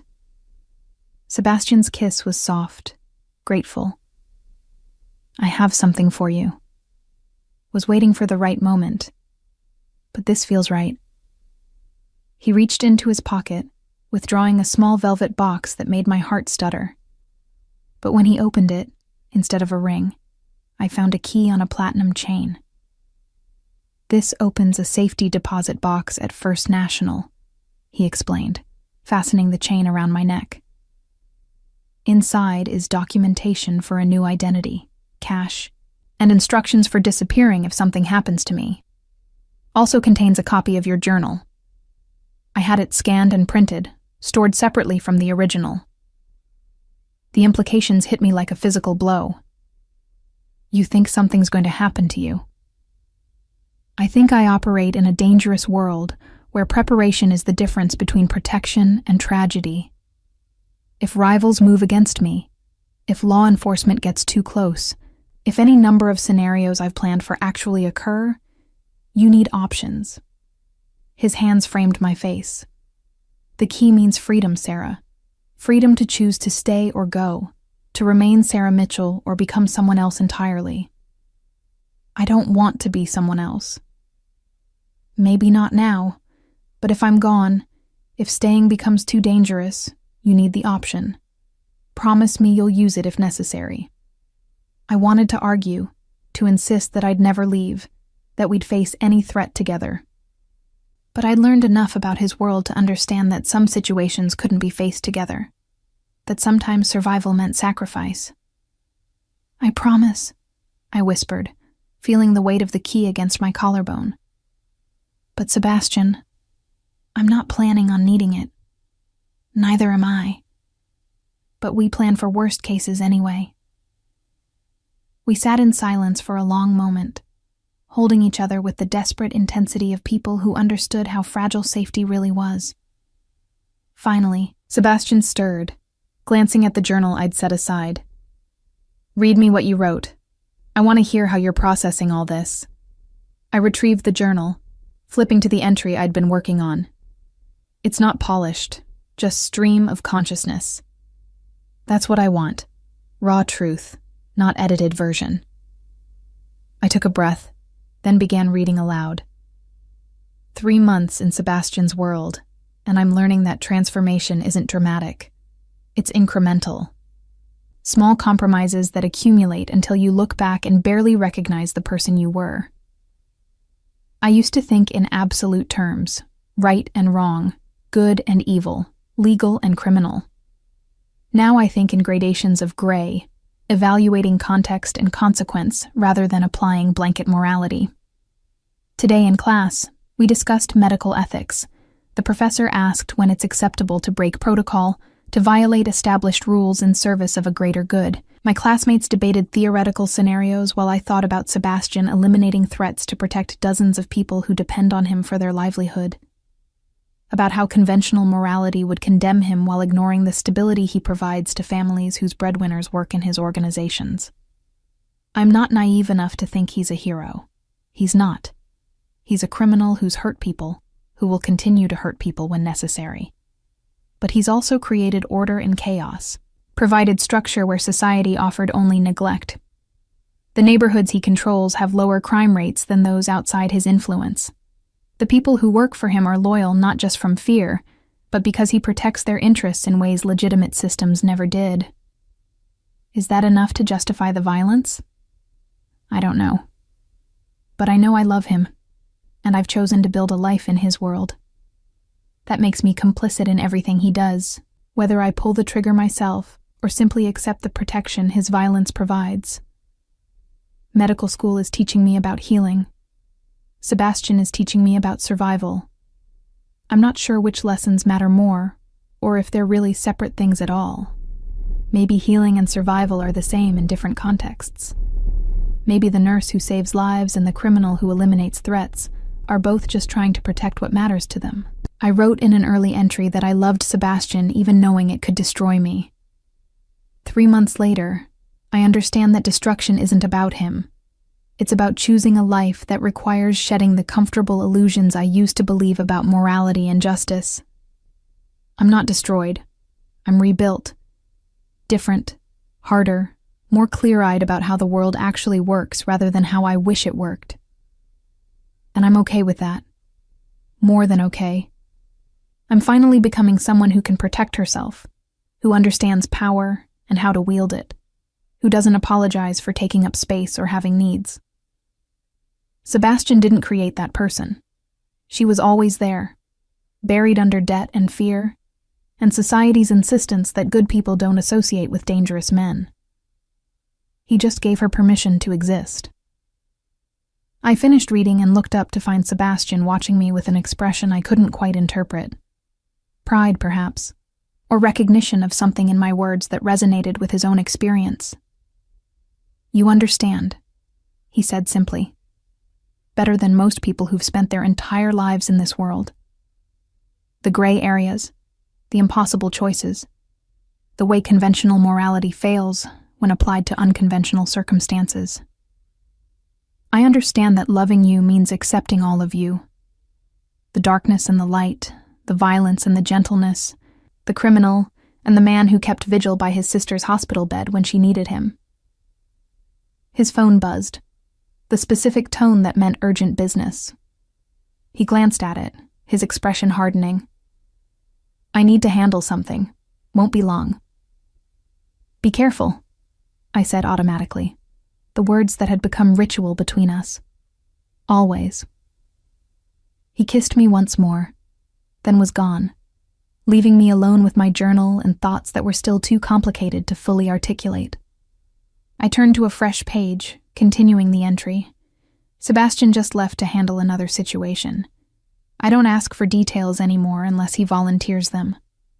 I've learned that some knowledge creates liability, and protecting me sometimes means keeping me ignorant of specifics. It should bother me more than it does. The not knowing, the accepting of information on a need-to-know basis. But I trust him. That's the fundamental shift that's occurred over these 3 months. I trust Sebastian to handle the darkness, so I don't have to make impossible decisions and live with the consequences, to protect our interests, and yes, I think of them as ours now, through whatever means necessary. The key around my neck is a reminder that trust goes both ways. He's given me an escape route, insurance against worst-case scenarios. That level of preparation should be frightening. The acknowledgement that his world might become too dangerous for me, that circumstances might require my disappearance. Instead, it's oddly comforting. Sebastian plans for every contingency, including ones where I need to survive without him. That's love in his world. Not flowers and poetry, but practical protection that extends beyond his own life. I'm learning his language. The way he shows affection through preparation and security rather than conventional romance. The way his people demonstrate loyalty through competent violence rather than emotional declarations. The codes and hierarchies that govern everything. Invisible to outsiders, but clear as traffic laws once you understand them. 3 months ago, I was a waitress who'd accidentally texted an ultrasound to a dangerous man. Now I'm that dangerous man's partner, helping protect an empire built on blood and loyalty. The transformation should horrify me. It doesn't, and maybe that's the most telling change of all. Dawn was breaking by the time Sebastian returned, the sky outside bleeding pink and orange over the city. He looked exhausted, but satisfied.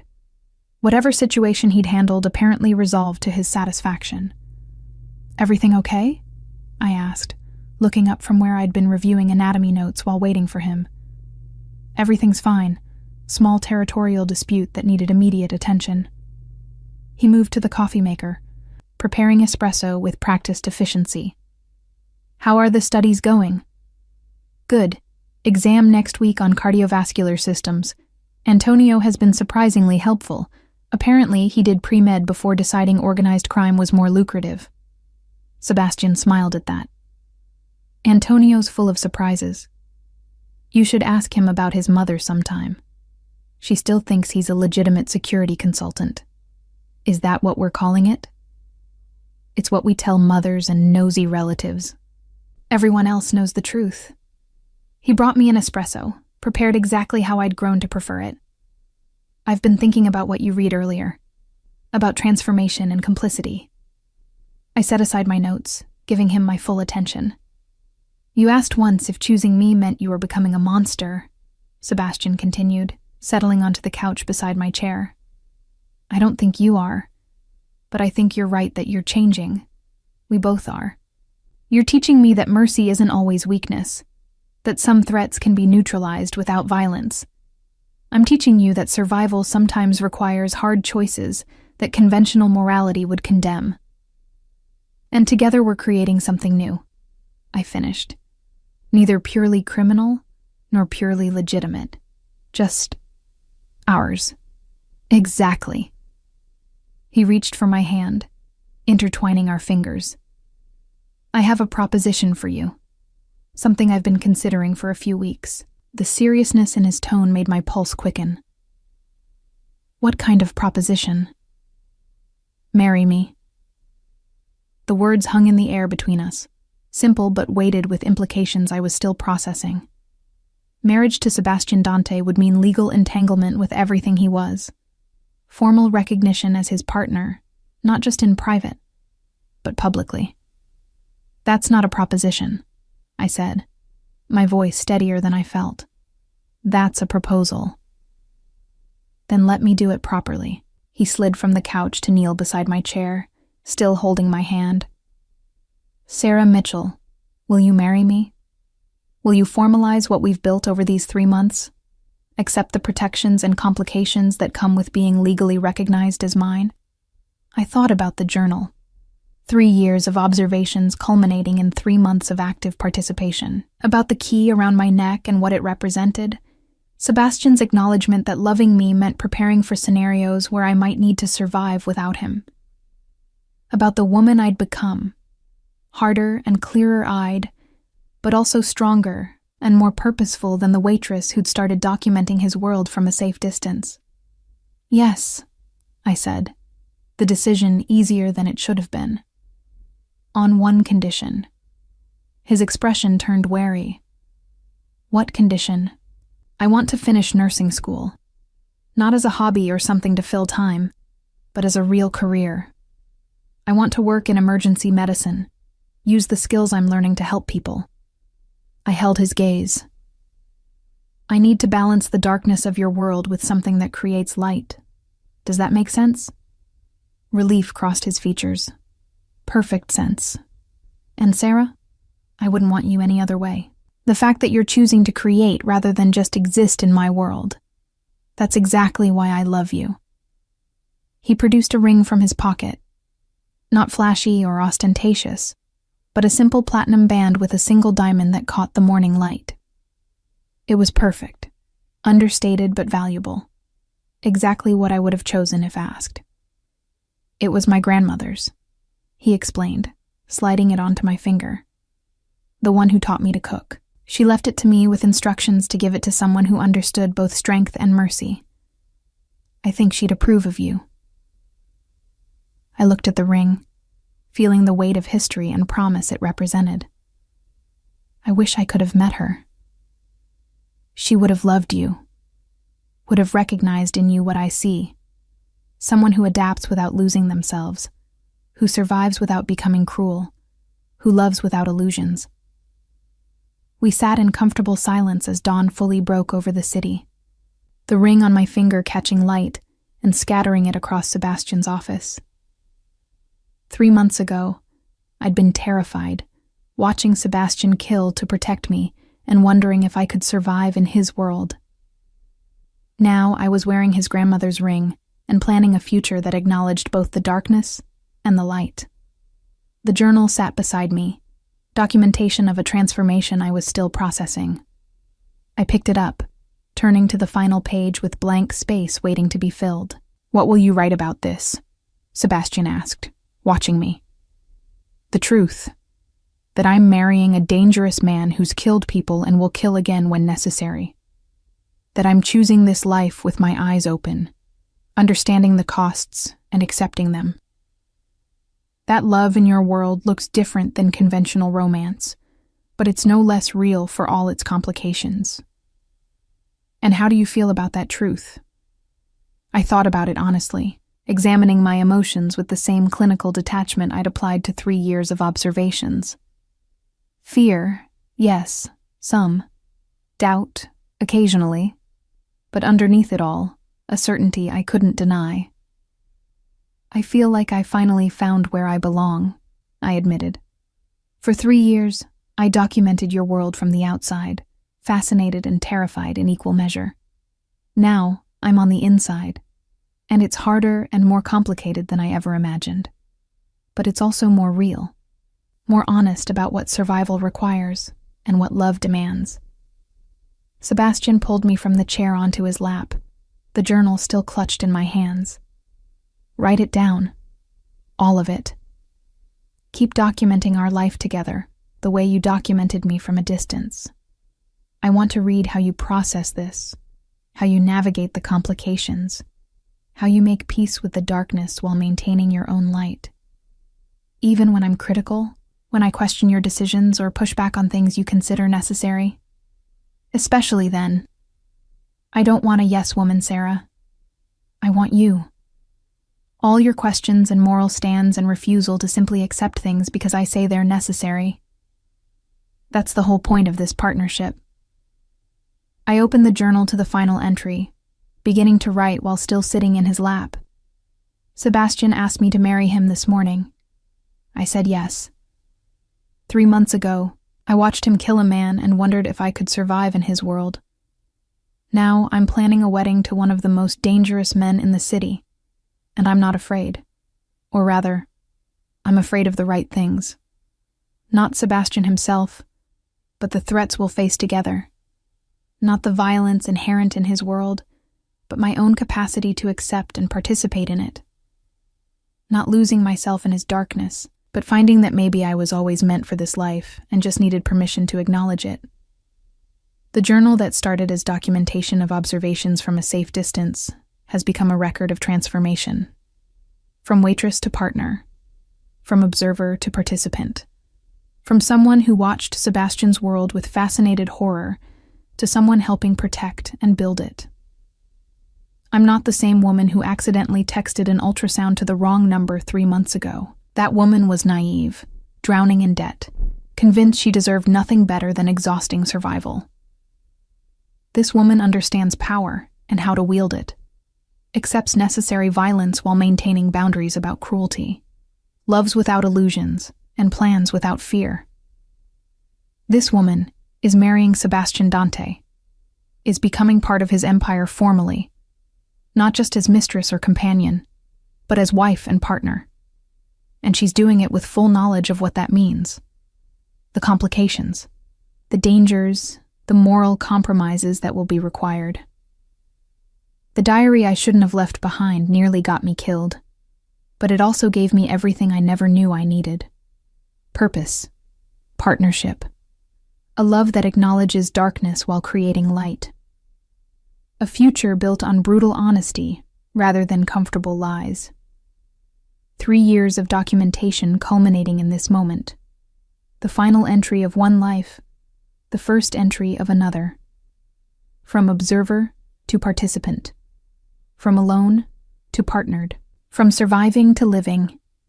And I'm ready for all of it. I closed the journal, setting it aside, as Sebastian kissed me with the gentle intensity that had become familiar over 3 months of learning each other. Outside, the city was waking up, his empire continuing its complex dance of legitimate business and shadow operations, the two worlds existing simultaneously, like they always had. But now I was part of both. The nursing student who would save lives in emergency rooms. The wife of a dangerous man who would protect those lives through violence when necessary. Not contradictory roles, but complementary ones. Two sides of the same coin called survival, in a world more complicated than simple morality could accommodate. The key around my neck represented one kind of insurance: escape if necessary, survival if Sebastian fell. The ring on my finger represented another: commitment to stay, to build something together that acknowledged both our capacities for darkness and light. I didn't know what the future held. Couldn't predict what challenges we'd face or what impossible choices would be required. But I knew I'd face them alongside Sebastian, documenting our life together with the same honest observation I'd applied to 3 years of watching him from a distance. The diary I shouldn't have left behind had changed everything, had brought me from crushing debt and exhausting survival to this penthouse. This man, this complicated life that was somehow exactly what I needed. And as Sebastian carried me to bed, the journal temporarily forgotten on his desk, I made peace with the final truth I'd been avoiding. I hadn't been destroyed by loving a dangerous man. I'd been completed by it. Found the missing pieces of myself I'd been too afraid to acknowledge. The strength, the moral flexibility, the capacity for darkness that existed alongside my desire to heal and help. 3 years of documentation had led me here, to partnership with someone who understood both my light and my shadow. To a life that required constant navigation between conventional morality and survival reality. To love that demanded honesty about what we both were and what we'd both become. The waitress who'd started this journal was gone. In her place stood someone stronger, clearer-eyed, more complete. Someone ready to be Mrs. Sebastian Dante, with all the complications and compromises that title required. And I was ready. Finally, fully, without reservation. The diary I shouldn't have left behind had given me everything